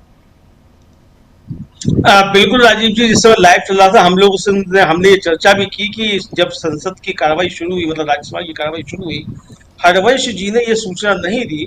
और सूचना तभी दी जब प्रधानमंत्री नरेंद्र मोदी का ट्वीट आ गया। और प्रधानमंत्री नरेंद्र मोदी का, राजीव जी, ट्वीट आया, उससे पहले प्रधानमंत्री का ट्विटर हैंडल भी इस मामले पर खामोश था। यानी तभी प्रधानमंत्री का भी ट्वीट आया जब राष्ट्रपति के यहाँ से ये सूचना आ गई कि उसको इस्तीफे को स्वीकार कर लिया गया। उससे पहले प्रधानमंत्री और गृह मंत्री दोनों ने अजीत पवार को जन्मदिन की बधाइयां भी दी। ऐसा नहीं है कि प्रधानमंत्री का ट्विटर हैंडल खामोश रहा हो, लेकिन जो देश का उपराष्ट्रपति जो है वो अगर स्वास्थ्य कारणों से त्यागपत्र दे रहा है और हमारे देश का प्रधानमंत्री उसकी इतनी भी चिंता नहीं करता, ये पूछ ले कि भाई आपका स्वास्थ्य कैसा है, तो ये बहुत ज्यादा चिंता का विषय है। आप अगर ये कहते हैं कि 140 करोड़ आपका परिवार है और परिवारजन आप कहते हैं लोकसभा चुनाव में, तो उस परिवारजन से जगदीप धनखड़ का नाम क्यों काट दिया गया? ये सवाल तो प्रधानमंत्री नरेंद्र मोदी से उठता है। धनखड़ साहब अच्छे हैं या बुरे हैं वो एक अलग का मसला है। धनखड़ साहब जो भी हो, उनका किया उनके सामने आया। और राजीव जी, ऐसा ही होता है, हम लोग लगातार चर्चा करते रहते हैं कि ऊपर वाला जो भी कुछ है वो सब यही है। आपके किए का सब कुछ हिसाब किताब यहीं पे होता है। तो औरों के साथ भी होता है, आडवाणी जी के साथ भी हुआ, धनखड़ साहब के साथ भी हुआ, होगा मोदी जी के साथ भी। ऐसा थोड़ी कि उनके साथ नहीं होगा, सबके साथ होगा। आरएसएस में तो सबके साथ होता है, तो बचेगा इससे कोई नहीं। लेकिन धनखड़ साहब के साथ जो कुछ हुआ है वो धनखड़ साहब के अपने काम रहे होंगे, ठीक है, लेकिन इसके साथ साथ भारतीय जनता पार्टी की जो रीति नीति है उस पर भी बहुत सारे सवाल खड़े होते हैं कि आप क्या, जो व्यक्ति जो है लगातार आपके साथ रहा और मतलब इतना आगे जब बढ़ के चला गया कि कहने लगा कि वो तो आरएसएस का एकलव्य है, तो ठीक है, एकलव्य था, अंगूठा काट दिया उसका, एकलव्य का अंगूठा तो कटता ही है। जब ये बात कह रहे थे धनखड़ साहब तो उनको शायद ये आशा नहीं रही होगी कि अंगूठा कटेगा उनका, लेकिन कट गया अंगूठा। तो लेकिन अगर अंगूठा कट गया तो उसके बाद सवाल ये कि अर्जुन कौन है भारतीय जनता पार्टी में? अगर एकलव्य का अंगूठा काट लिया गया तो अब अर्जुन कौन है और कौन उपराष्ट्रपति बनेगा, ये सवाल भी होगा। साहब ने बिल्कुल सही कहा कि आवश्यकता क्या है भाई, जब लोकसभा चल सकती है बिना डिप्टी स्पीकर के, तो बिना स्पीकर के राज्यसभा चल सकती है। करना क्या है, बिल तो ही पास कराने। जैसे प्रधानमंत्री ने संसद के बाहर खड़े होकर कहा कि 27 बिल पास कराने, जो कार्यसूची आई मालूम पड़ा उसमें तो 17 थे, प्रधानमंत्री कहने 27 है। तो ये 10 बिल कौन से हैं जो प्रधानमंत्री को पास करवाने हैं? तो क्या धनखड़ साहब वो बिल पास कराने नहीं जा रहे थे, वो हरिवंशी पास कराएंगे? वो बिल कौन से हैं? तो ये बहुत सारे सवाल राजीव जी, और निश्चित तौर पे धनखड़ जी के साथ कोई सहानुभूति नहीं है। और होनी भी नहीं चाहिए। लेकिन धनखड़ साहब ने जो किया और धनखड़ साहब के साथ जो बीजेपी कर रही है, इसके पीछे जो खतरनाक संकेत छुपे हुए इस लोकतंत्र के लिए, वो निश्चित तौर पर चर्चा के लायक है। जयराम रमेश हद से ज्यादा आगे बढ़कर अगर जगदीप धनखड़ साहब का समर्थन कर रहे हो, किसान नेता बता रहे हैं, तो वो तो निश्चित तौर पर चिंता का विषय है कि अगर जयराम रमेश जो है वो बताने लग जाएंगे कि धनखड़ साहब जो है वो किसान नेता भी हैं और विपक्ष को बहुत सम्मान भी देते थे, तो ये तो चिंता का विषय है। लेकिन सवाल यही है कि धनखड़ साहब कुछ भी रहे हो, लेकिन धनखड़ साहब ने जो किया और भारतीय जनता पार्टी उनको किस तरीके से डिफेंड करती रही, और आखिरी समय तक धनखड़ साहब भारतीय जनता पार्टी के बिल्कुल मिलकर काम करते रहे। यहाँ लेकिन राजीव जी एक बात महत्वपूर्ण ये है कि अशोक गहलोत जो राजस्थान के पूर्व मुख्यमंत्री हैं, उन्होंने टिप्पणी की थी कि राजस्थान से ही आते हैं उपराष्ट्रपति, तत्कालीन उपराष्ट्रपति जगदीप धनखड़ साहब, और राजस्थान से ही आते हैं लोकसभा के अध्यक्ष ओम बिरला साहब, और दोनों बहुत दबाव में काम कर रहे हैं। और उसका जवाब 10 जुलाई को ही जयपुर में ही, और उनका नाम नहीं लिया था लेकिन पूर्व मुख्यमंत्री कहा उन्होंने, धनखड़ साहब ने, और लेके कहा था कि मैं ना दबाव में काम करता हूं, ना कराता हूं, ना आगे करूंगा। ये उन्होंने 10 जुलाई को ही कहा था। तो आज ऐसी कौन सी परिस्थितियां पैदा हो गई कि जब धनखड़ साहब को अचानक जो है 5:30 बजे तक ठीक ठाक थे, अखिलेश प्रसाद सिंह जो राज्यसभा के सदस्य हैं उनसे मिलकर आए और 5:30 बजे तक स्वास्थ्य एकदम ठीक था, और 5:30 बजे के बाद रात को मालूम पड़ता है 9:15 बजे की स्वास्थ्य इतना खराब हो गया कि इस्तीफा देना पड़ जाता है। और कोई जो है वो इतनी बड़ी पार्टी में से कोई पूछ भी नहीं रहा है कि भैया आप ठीक ठाक तो अस्पताल पहुंचाया जाए, आईसीयू पहुंचाया जाए, आपका स्वास्थ्य कैसा है, कोई पूछ भी नहीं रहा है।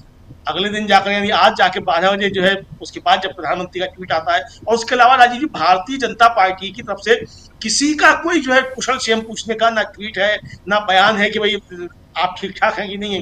विपक्ष तो कह रहा है, सब कह रहे हैं कि भाई ठीक है वो अपने स्वास्थ्य का ध्यान रखें, लेकिन सत्ता पक्ष की तरफ से कोई नहीं कह रहा है कि भाई धनखड़ साहब आपका स्वास्थ्य कैसा है और आपको कहाँ ले जाकर भर्ती कराया है। तो राजीव जी धनखड़ साहब ने जो किया हो या उनके साथ जो हुआ हो, लेकिन ये एक खतरनाक संकेत निश्चित तौर पर है। और धनखड़ साहब का स्वास्थ्य अच्छा हो या बुरा कैसा भी रहे, लेकिन लोकतंत्र का स्वास्थ्य बहुत खराब हो रहा है, और लोकतंत्र के बिल्कुल एक तरह से कहा जाए आईसीयू में पहुंच चुका है। अब इसको किस तरह से बचाया जाना है, ये इस देश की जनता को भी सोचना है और विपक्ष को भी सोचना है। जी, देश की जनता और विपक्ष आखिर क्या सोच रहा है, लेकिन उसके अलावा आगे क्या कुछ दिखाई दे रहा है। जरा शकील जी, चूंकि आप संसद कवर कर रहे हैं और ये तमाम घटनाक्रम को बहुत नज़दीक से देख रहे हैं, विपक्ष के हिसाब से राहुल गांधी ने भी अभी तक कोई ट्वीट नहीं किया, इस पर कोई ट्वीट उधर से नहीं आया है, नेता प्रतिपक्ष हैं, और न ही मल्लिकार्जुन खड़गे का इस पर बयान ज़रूर आया है, मीडिया ने पूछा उन्होंने बयान दिया है, लेकिन कोई ट्वीट नहीं है, लिखित रूप से कोई भी बात नहीं है कि धनखड़ साहब देश के उपराष्ट्रपति, उन्होंने अचानक इस्तीफा दे दिया और इससे कोई आहत है या कोई दुखी है या कोई ये सोच रहा है कि ऐसा नहीं होना चाहिए, ऐसी कोई भी बात नहीं है, विपक्ष की तरफ से भी नहीं है। सत्ता पक्ष में सिर्फ नरेंद्र मोदी रस्म अदायगी कर चले और कल विदेश की यात्रा पे। क्या विपक्ष यहाँ पे सोच रहा है, क्या कुछ अंदर खाने बातें आ रही हैं शकील जी? देखिए राजीव जी, विपक्ष के लिए तो ये उस तरह का मुद्दा नहीं है जैसा सत्ता पक्ष के लिए है। परेशानी, बेचैनी तो बीजेपी में है, कांग्रेस में इससे कोई फर्क नहीं पड़ता। कोई दूसरा सभापति आएगा, दूसरा उपसभापति चलाएगा, कांग्रेस के साथ उसका सलूक वैसा ही रहेगा, कोई बहुत ज्यादा फर्क पड़ने वाला नहीं है। राइटिस्ट पार्टी में व्यक्ति का महत्व नहीं होता है, कांग्रेस इस बात को अच्छी तरह समझती है। चाहे आसंदी पे कोई भी बैठे, वो कांग्रेस को काम नहीं करने देगा, और ये आज से नहीं हो रहा, वाजपेयी के टाइम में भी ऐसे ही हुआ था, हमेशा से ऐसे ही होता आया है। जो अच्छे सभापति रहे हैं या अच्छे चेयरमैन रहे हैं, वो वही रहे हैं जो बीजेपी के नहीं रहे हैं। मीरा कुमार बीजेपी को बहुत मौका देती थी, सोमनाथ चटर्जी बीजेपी को बहुत मौका देते थे, बलराम जाखड़ बीजेपी को देते थे। ये विचारधारा का बहुत बड़ा फर्क है, उदारता और रेजिस्टेंस। अडवाणी जैसी स्वीकार्यता बीजेपी में आज तक किसी नेता की नहीं हुई। जब से बीजेपी का इतिहास है, संघ जनसंघ का इतिहास है, सबसे बड़े नेता रहे अडवाणी, लेकिन उन्हें भी हटा के फेंक दिया था जिन्ना वाले प्रकरण में, कोई नहीं पूछता। और यही मोदी जी ने, जिस आदमी ने उन्हें बनाया, मोदी जी के पीछे सबसे बड़ी ताकत कौन सी थी? अरुण जेटली एकमात्र, उन्हें किनारे कर दिया। आपको याद होगा कि जिस दिन मोदी जी का प्रस्ताव पास हुआ, संसद सदस्यों ने किया पार्टी की मीटिंग में, सारे लोग मोदी जी को बधाई देने गए। अरुण जेटली हम वहीं थे। अरुण जेटली अलग दूर खड़े रहे, वो नहीं गए। मोदी जी आए, उनके पास हाथ मिलाया, और शुरुआत के कुछ समय तक सरकार अटल जेटली जी चला रहे थे। फिर क्या हुआ? फिर एक दिन जेटली के ही लंच में मोदी जी ने हम पत्रकारों से कहा, सबके सामने, आप लोग क्या सोचते हैं, आपको जेटली जी से खबर मिल जाएगी? अब मैं इनको भी नहीं बताता हूं। जेटली जी खत्म होने लगे। तो ये मोदी जी के राज में सिर्फ मोदी जी रहेंगे और कोई नहीं रहेगा।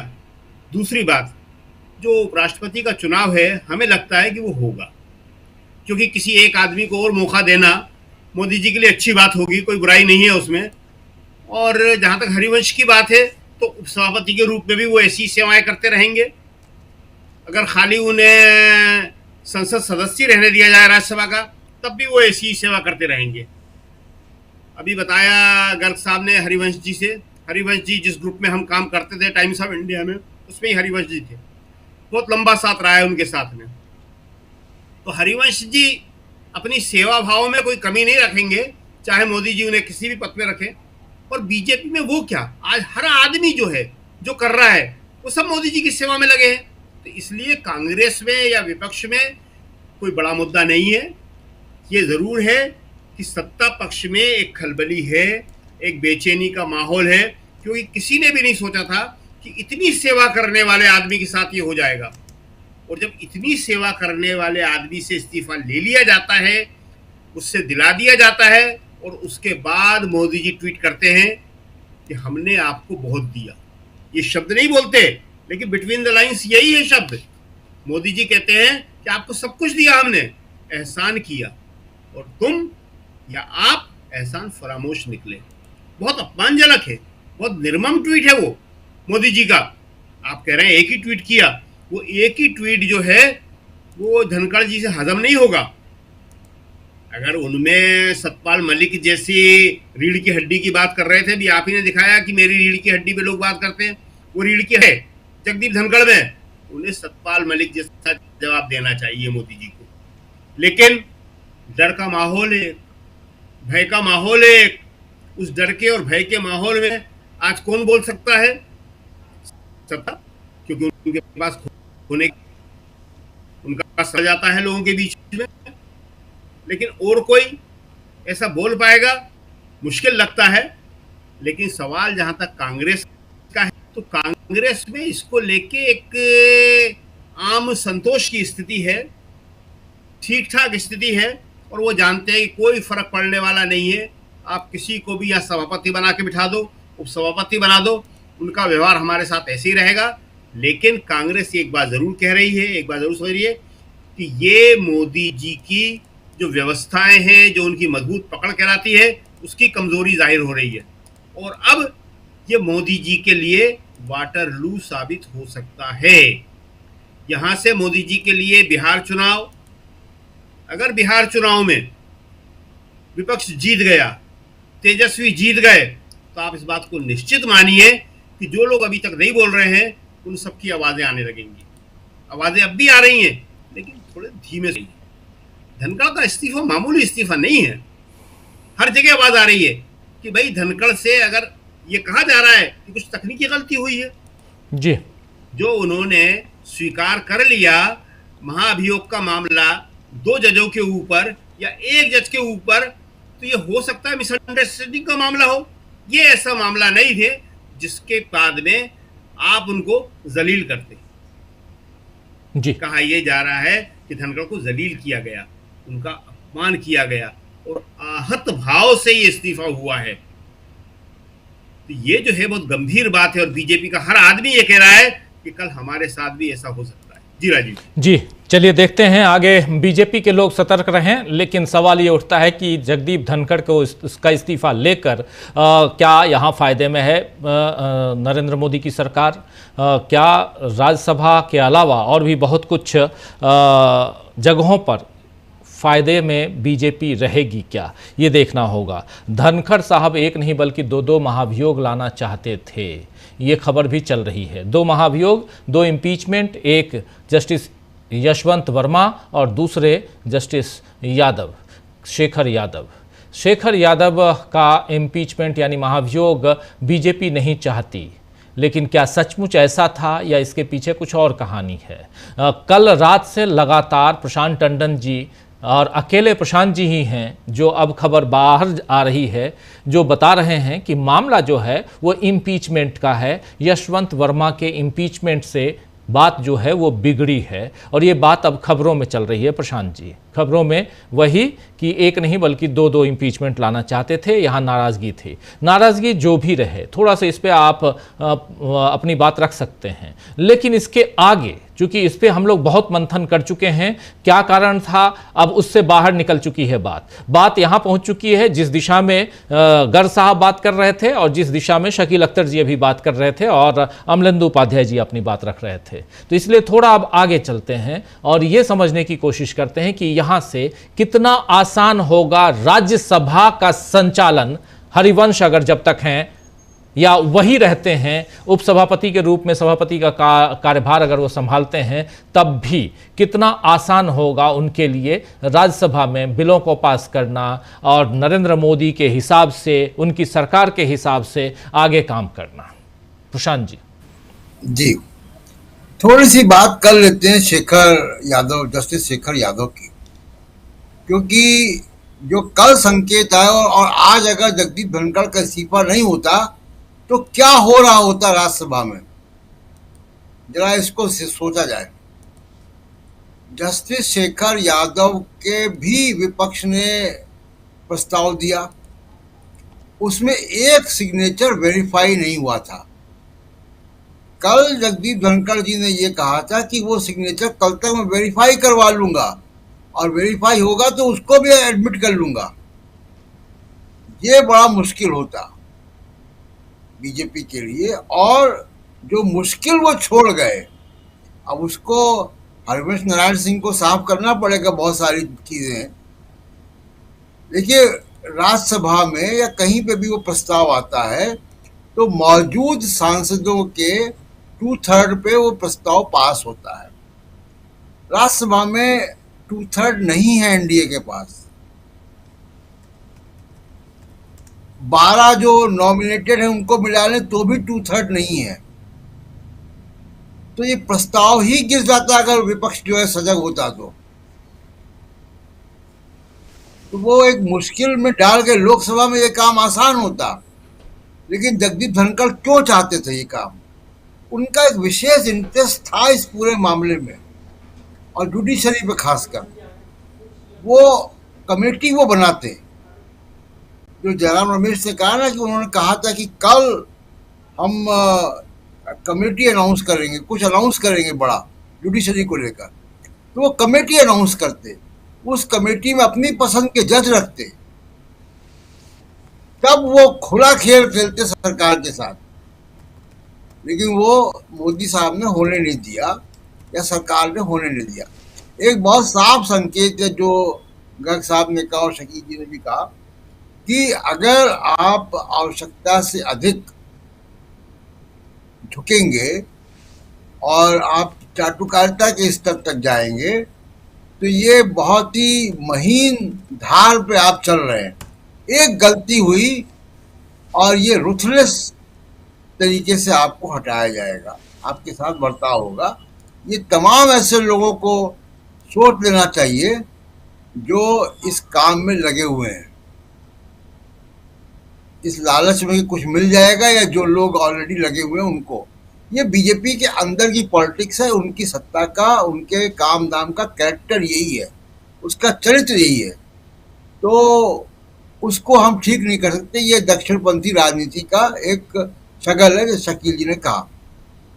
2-3 और बातें जो परेशानी वाली यहाँ से मोदी जी के लिए होंगी।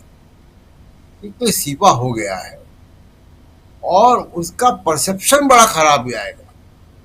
जो हेडलाइन मैनेजमेंट की बात ये लोग करते हैं, वो हेडलाइन मैनेजमेंट अभी उनके पास नहीं है। दूसरा कि जस्टिस वर्मा का मामला सीधा मामला नहीं है, बहुत टेढ़ा मामला है। वो मामला वो चर्चा में और आएगा। अभी वो जब चर्चा में आएगा, उसकी जब परतें खुलेंगी तब परेशानी होगी बहुत, क्योंकि वो एक टेढ़ा मामला। और एक आखिरी बात केवल जोड़ रहा, क्योंकि वो विषय नहीं है लेकिन फिर भी मैं रखना चाहता हूँ। बिहार में जो SIR चल रहा है वो एक बड़ा मामला है, विपक्ष को उसमें लगना चाहिए। लगा भी विपक्ष, आज पार्लियामेंट में तमाम धरने प्रदर्शन हुए हैं, क्योंकि अब वो मामला 1 अगस्त से 1 सितंबर तक कागज देने हैं लोगों को। तो ये एक बड़ा मामला। और सुप्रीम कोर्ट के सुझाव को, यही चर्चा हुई थी राजीव जी, उस वक्त भी मैंने कहा था कि चुनाव आयोग की नीयत नहीं है कि वो सुप्रीम कोर्ट के सुझाव को मानेगा। और दो टूक उसने मना कर दिया कि हम आधार और वोटर ID और राशन कार्ड नहीं स्वीकार करेंगे वोटर लिस्ट बनाने के लिए। ये प्रमाण पत्र नहीं है।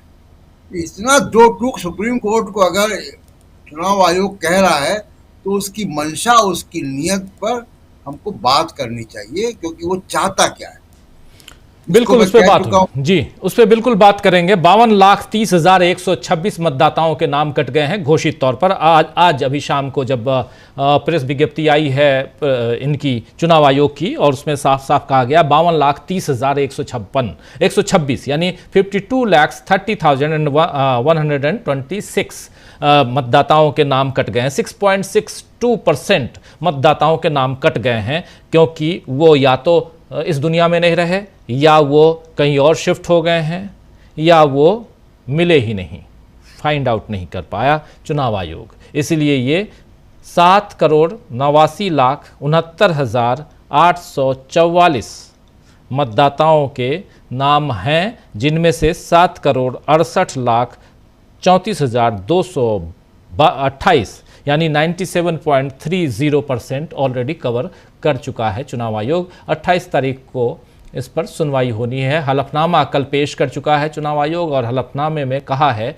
जो यहाँ प्रशांत टंडन जी कह रहे थे, कि हम ये तीनों डॉक्यूमेंट मान्य नहीं करेंगे।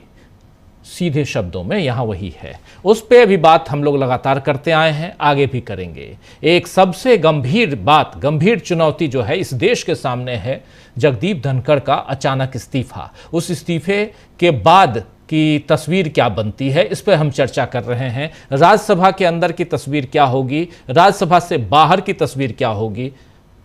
प्रोफेसर रविकांत जी के पास मैं आना चाह रहा था, फिर वो गायब हो गए। जी प्रोफेसर साहब, आपके पास जल्दी से आना चाहता हूं, फिर गर्ग साहब के पास आऊंगा क्लोजिंग के लिए। हाँ, तस्वीर क्या बनते हुए आप देखते हैं? देखिए फिर जी कुछ गड़बड़ है आपके वीडियो में, लेकिन फिर भी आपके पास जल्दी से सवाल सीधा, कैसी तस्वीर देखते हैं? कितना आसान है अब आगे देश चलाना नरेंद्र मोदी के लिए? देखिए, मोदी है तो मुमकिन है, कुछ भी हो सकता है। अभी और भी इस्तीफे हो सकते हैं। हो सकता है कि ये इस्तीफों का सिलसिला यहाँ से शुरू हो, क्योंकि खबर उत्तर प्रदेश से भी आ रही है। जिस तरह से योगी आदित्यनाथ 1-1.5 घंटे तक प्रधानमंत्री से मिलते हैं फाइल लेकर के, और जो पॉलिटिकल गॉसिप है वो बहुत कुछ बयां कर रहा है। लेकिन ये जो बात है कि धनखड़ साहब का इस्तीफा, और अब और भी बहुत सारे लोग लाइन में हैं, तो सरकार के लिए आसान नहीं है। और ये वो सरकार है जो 240 पर है। मोदी जी अब 303 और 282 पर नहीं है। नीतीश कुमार को एक तरफ साधना है, दूसरी तरफ चंद्रबाबू नायडू को साधना है, और दोनों तरफ से चुनौतियां हैं। भले ही नीतीश कुमार खामोश हो, ना बोल रहे हो, लेकिन नीतीश कुमार के बारे में कहा जाता है कि लोग 24 घंटे पॉलिटिक्स करते हैं। नीतीश कुमार अगर 2 घंटे भी कर लें तो बराबर है। संभावना है कि नीतीश कुमार भी कोई मौके की तलाश में हो। अभी तो ट्विटर पर जो खेल चल रहा है कि नीतीश कुमार उपराष्ट्रपति हो सकते हैं। ये तो तय है कि अब सरकार चलाना इतना आसान नहीं है। और मुझे तो ये लग रहा था कि धनखड़ साहब ने क्या नहीं किया। जरा सोचिए क्या दोष रहा हो, किस तरह से झुक करके प्रणाम करते थे, यहां तक कह दिया कि मैं तो संघ का एकलव्य हूं। अब क्या बचा था, बेचारे क्या कहते और क्या करते जो नहीं उन्होंने किया, जिसके वजह से उनसे इस्तीफा लिया गया। क्योंकि ये तो बहुत क्लियर है कि धनखड़ साहब पूरे तरीके से स्वस्थ हैं, किसी ने उनकी खैर खबर भी नहीं ली कि वो कहीं बीमार तो नहीं है। हाँ, ये जरूर है कि ये सरकार बीमार स्थिति में पहुंच गई, धनखड़ साहब बीमार हो या ना हो, सरकार तो बीमार है। और सरकार का क्या अब इसी तरीके से इलाज किया जाएगा कि धनखड़ साहब का इस्तीफा ले लिया जाए? कोई सिंपैथी नहीं है, किसी को भी नहीं। और धनखड़ जी ने अपने पद पर रह करके जो काम किए हैं, इतिहास उनके साथ न्याय करेगा। माने वो जो किया है वही लिखा जाएगा, वही दर्ज होगा कि कैसे वो प्रणाम कर रहे थे और कैसे संघ का एकलव्य अपने आप को बता रहे थे और कितना स्पेस उन्होंने विपक्ष को दिया। सारे के सारे समय पर वो सत्ता के साथ खड़े रहे। जो प्रशांत जी कहते हैं कि वो रेफरी थे लेकिन प्लेयर की तरह खेल रहे थे, तो वो तो लिखा ही जाएगा। लेकिन अब ये चीज तो बहुत स्पष्ट है कि ये सरकार बीमार है और इस सरकार का इलाज हो पाएगा कि नहीं हो पाएगा। भले ही इस इस्तीफे के जरिए मोहन भागवत को मैसेज दे दिया गया या योगी आदित्यनाथ को अभी मैसेज दे दिया गया, लेकिन क्या ये हो पाएगा? मोदी जी की उम्र 75 पहुंच रही और हर किसी का अपना समय होता है और मुझे लगता है कि मोदी एरा खत्म हो चुका है। मोदी जी का जो पूरा ऑरा था वो अब खत्म हो चुका है। भारत में ही नहीं, अमेरिका में जो सर्वे आ रहे हैं वो दिखा रहे हैं कि राहुल गांधी तेजी से लोकप्रिय हो रहे हैं और नरेंद्र मोदी की लोकप्रियता गिर रही है। तो अब मोदी जी जब यहाँ कुछ वो रहता था तो चले जाते थे अमेरिका या दूसरे देशों में जहाँ मोदी मोदी के नारे लगते थे, वहाँ कुछ गड़बड़ रहती थी तो यहाँ भक्त मंडली शुरू हो जाती थी। अब तो ना देश के भीतर और ना प्रदेश में कहीं कोई स्पेस नहीं दिखाई पड़ता। ऑपरेशन सिंदूर, जिसके बारे में उन्होंने सोचा था कि इसके जरिए हम बिहार चुनाव को फतेह करेंगे और यहाँ तक बोल दिया कि मेरी रगों में सिंदूर दौड़ता है, लेकिन हुआ क्या? ऑपरेशन सिंदूर पर जो ट्रंप ने 24 बार बोला, यहाँ तक कह दिया कि साहब 5 जेट गिराए गए, उसका जवाब नहीं है मोदी जी के पास। तो अब वो क्या करें, किस तरह से बिहार चुनाव में? और इसीलिए नोटबंदी का खेल चल रहा है। और ये बात तो मैं पहले से भी कहता रहा हूं कि 2019 के बाद सारे चुनाव मैनेज किए गए, चुनाव में कहीं जीत हासिल नहीं हुई है बीजेपी को।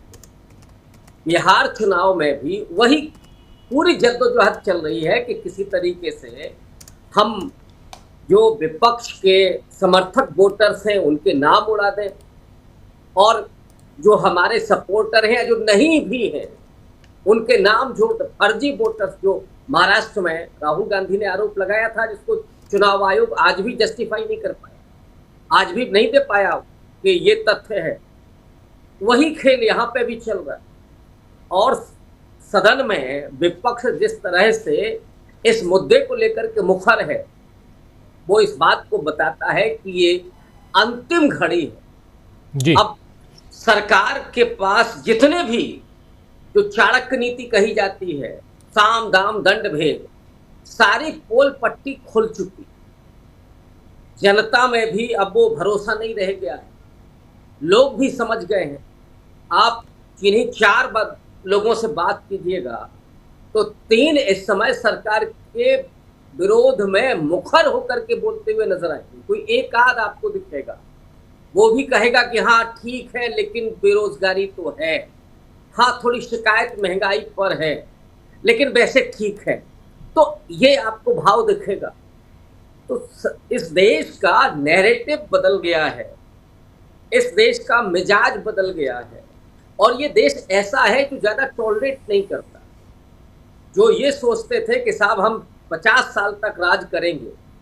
अब अमित शाह जी का तो सितारा हमें इसलिए और ज्यादा डूबते हुए लगता है, हालांकि मैं कोई ज्योतिषी नहीं हूं कि इस तरह की बात करूं, लेकिन आज तक कोई गृह मंत्री कभी प्रधानमंत्री नहीं बना इस देश का। तो अमित शाह जी क्या करेंगे? वो अपनी पारी जो देख रहे होंगे, उस पारी पर तो यही नहीं फिट होता है कि कोई गृह मंत्री कभी प्रधानमंत्री बना होगा। तो सारी जद्दोजहद इस समय इस सरकार को चलाए रखने की है, और उसके लिए हमें ऐसा पीठासीन चाहिए जो विपक्ष को जरा भी स्पेस न दे। इसलिए जगदीप धनखड़ साहब का इस्तीफा लिया गया है, ये भी सब जानते हैं कि इस्तीफा दिया नहीं गया। तो ये जो लेने और देने के बीच का खेल है, इसमें सरकार फंसी हुई है और सरकार को लेने के देने पड़ रहे, और इसीलिए ये इस्तीफा राजीव जी लिया।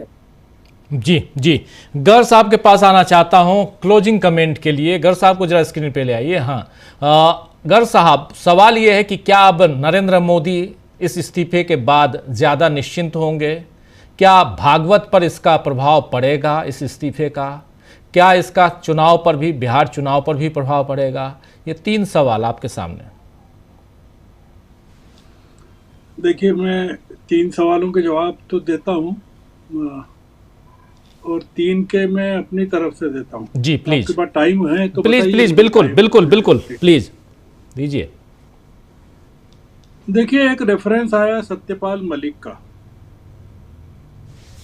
और पुलवामा को लेकर उन्होंने जो डिस्क्लोजर्स किए, तो हमने उनको किस तरह से तोका, कंधों पर उठाया। एक सवाल है मेरे मन में, क्योंकि सत्यपाल मलिक जी जब स्टूडेंट लीडर थे तब से मैं उनको जानता हूँ। कोई हमारी उम्र में कोई बहुत फर्क नहीं है उनकी और हमारी उम्र में। देश का कोई ऐसा दल नहीं है जो उन्होंने नहीं बदला हो। भारतीय क्रांति दल चरण सिंह का हो, भारतीय लोक दल हो, समाजवादी पार्टी हो, बीजेपी हो, कांग्रेस हो, कोई उन्होंने छोड़ा नहीं। शायद कांग्रेस नहीं थी।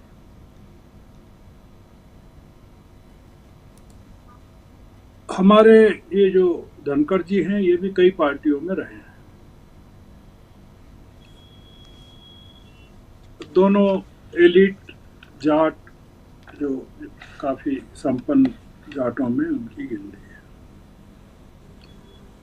एक सवाल यह है कि जब पुलवामा हुआ, या जब ये जम्मू कश्मीर के राज्यपाल थे, उस समय तो पूरा स्टेट था जी, इन्होंने वही किया जो धनखड़ जी ने विपक्ष के साथ किया। मीडिया की आज़ादी को खत्म करना, मानवाधिकारों को खत्म करना, और जो दिल्ली से हुक्म आता था उसको ये पालन करते थे। उसके बाद ये गोवा भेज दिए गए, गोवा चले गए। उसके बाद ये मेघालय भेज दिए गए, मेघालय चले गए। मेघालय के समय जब ये थे तब इनको फ्रस्ट्रेशन आया, और तब हमने देखा कि किसान आंदोलन चल रहा है, तो ये उन्होंने राज्यपाल रहते हुए उसका समर्थन किया। पुलवामा के बारे में सत्यपाल मलिक ने पद पर रहते हुए एक शब्द नहीं बोला। जो डिस्क्लोजर्स उन्होंने बाद में किए कि उन्होंने कैसे फोन किया, प्रधानमंत्री ने नहीं उठाया। हमने सत्यपाल मलिक को क्यों ग्लोरीफाई किया, विपक्ष ने क्यों उनको कंधों पर उठाया, क्यों तोका, जबकि हम जानते थे कि उनकी पूरी भूमिका बीजेपी के साथ ही रही।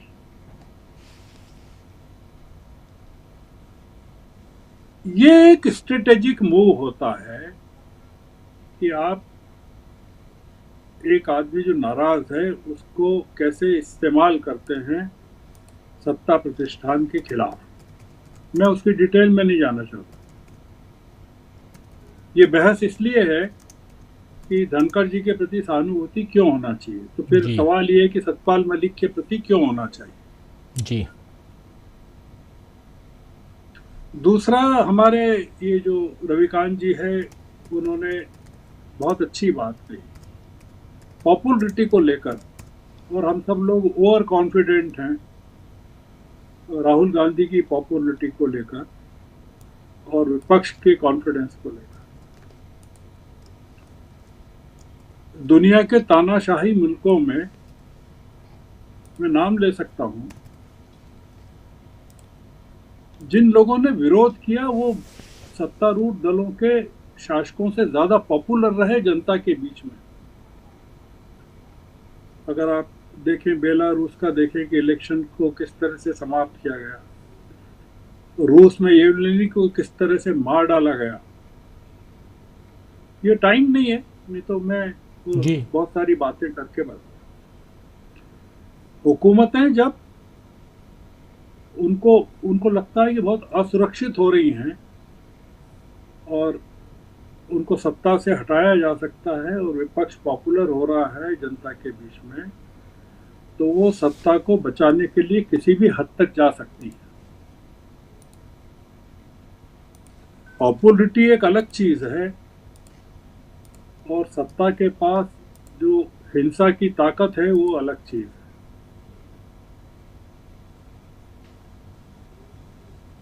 तीसरी बात अमित शाह जी के बारे में कही गई, और शायद अमलेंदु जी ने कही, किसने कही कि उनका क्या होगा, या रविकांत जी ने कही। अमित शाह जी की खूबी ये है रविकांत जी, क्योंकि मैं 2003 से देख रहा हूं, मैं गुजरात में काफी रहा, कतई एम्बिशियस नहीं है वो आदमी। उनको कुछ बनना ही नहीं है। वो मिनिस्टर ऑफ स्टेट थे मोदी जी के टाइम में वहाँ होम के गुजरात में। ये बनने का मामला नहीं है, ये पावर कितना आपके हाथ में है उसका मामला है। डी फैक्टो प्राइम मिनिस्टर या प्रॉक्सी में प्राइम मिनिस्टर कौन है, या पूरा देश या पूरे बीजेपी के लोग किससे डरते हैं? अमित शाह कुछ नहीं है फिर भी सब कुछ है। मोदी जी पूरे समय विदेशों में रहते हैं फिर भी देश कैसे चल रहा है? धनखड़ जी नहीं रहेंगे तब भी राज्यसभा कैसे चलेगी?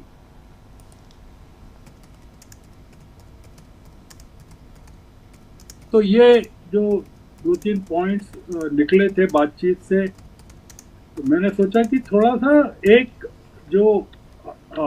एक हमारी बातचीत में जो एक कई बार ओवर कॉन्फिडेंस का या ओवर एग्जेगरेशन का जो एलिमेंट कई बार आ जाता है, उसका करेक्शन फैक्चुअल सिचुएशन से होना बहुत ज़रूरी है कि क्या है।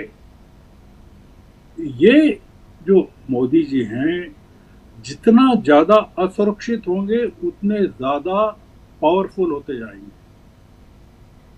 वो उतना ज़्यादा पावर अपने हाथ में केंद्रित करते जाएंगे।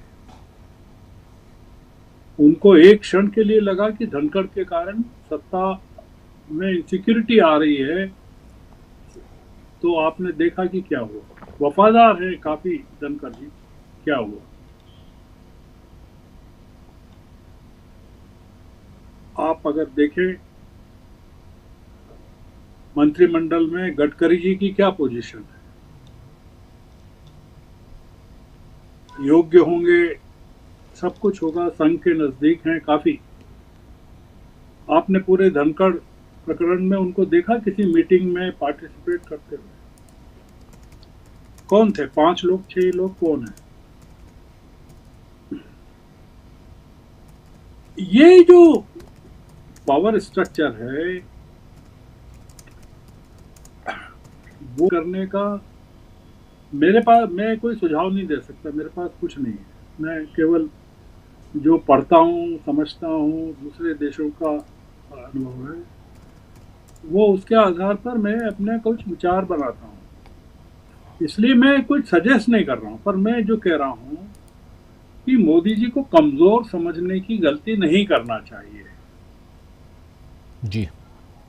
क्योंकि मोदी जी अब व्यक्ति नहीं है, मोदी जी एक सिस्टम है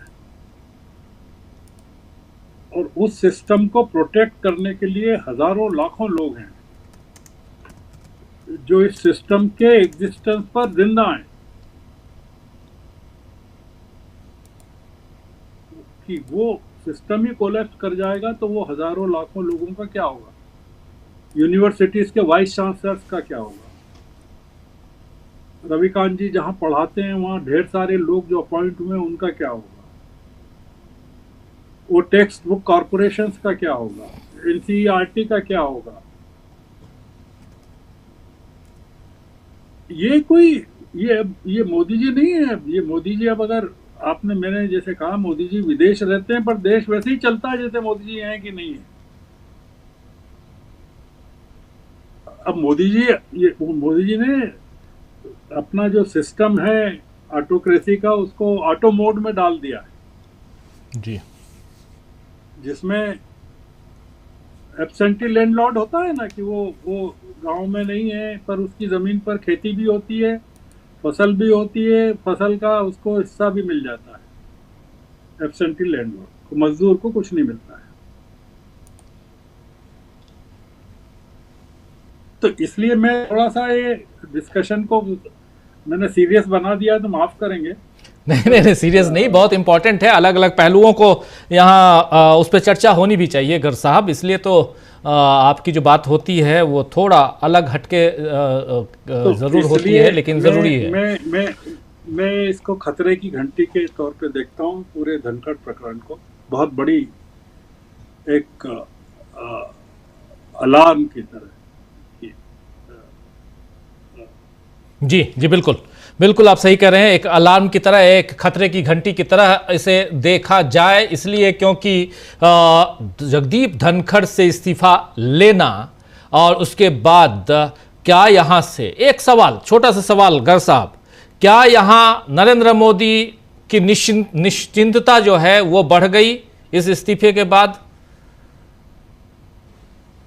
और ज्यादा बेचैनी बढ़ गई है। बेचैनी बढ़ गई है जी। वो निश्चिंत नहीं है, बहुत ज़्यादा सस्पिशियस हो गए हैं। वो अपने सहयोगियों के प्रति, सिस्टम के प्रति और ज़्यादा चौकन्ने हो जाएंगे और आप पाएंगे कि एक ओवरहॉलिंग पूरे सिस्टम में आने वाले दिनों में होगा। शकील साहब तो कांग्रेस को कवर करते हैं, कांग्रेस में बात चलती रहती है ओवरहॉलिंग की, रिशफल की, पर कुछ होता नहीं है। सब अपने अपने पदों पर बने हैं, सब मठाधीश हैं, पर बीजेपी में नहीं चलता है ये। बीजेपी की ताकत ही ये है कि वो वहाँ एक भी पुर्जा, जरा सी भी गाड़ी में पहिए में लोच आया, वो पूरी गाड़ी को चेक करते हैं। वहाँ ऐसा नहीं होता बीजेपी में कि जयराम रमेश धनखड़ की तारीफ कर दें और बाकी लोग चुप रहें। एक सिस्टम काम करता है जो कि ऑटोक्रेसीज में सिस्टम्स काम करते हैं और उसमें हर व्यक्ति को उसका मुआवजा मिलता है, पैसा मिलता है उस सिस्टम को बनाए रखने का। वो मतलब चाहे अडानी हो या अंबानी हो या कोई हो, तो पूरे सिस्टम को होल्ड करके रखते हैं। ये मेरा जो आपने सवाल पूछा, उनके वो बहुत बेचैन हो जाएंगे, निश्चिंत होकर अब विदेश नहीं जा पाएंगे।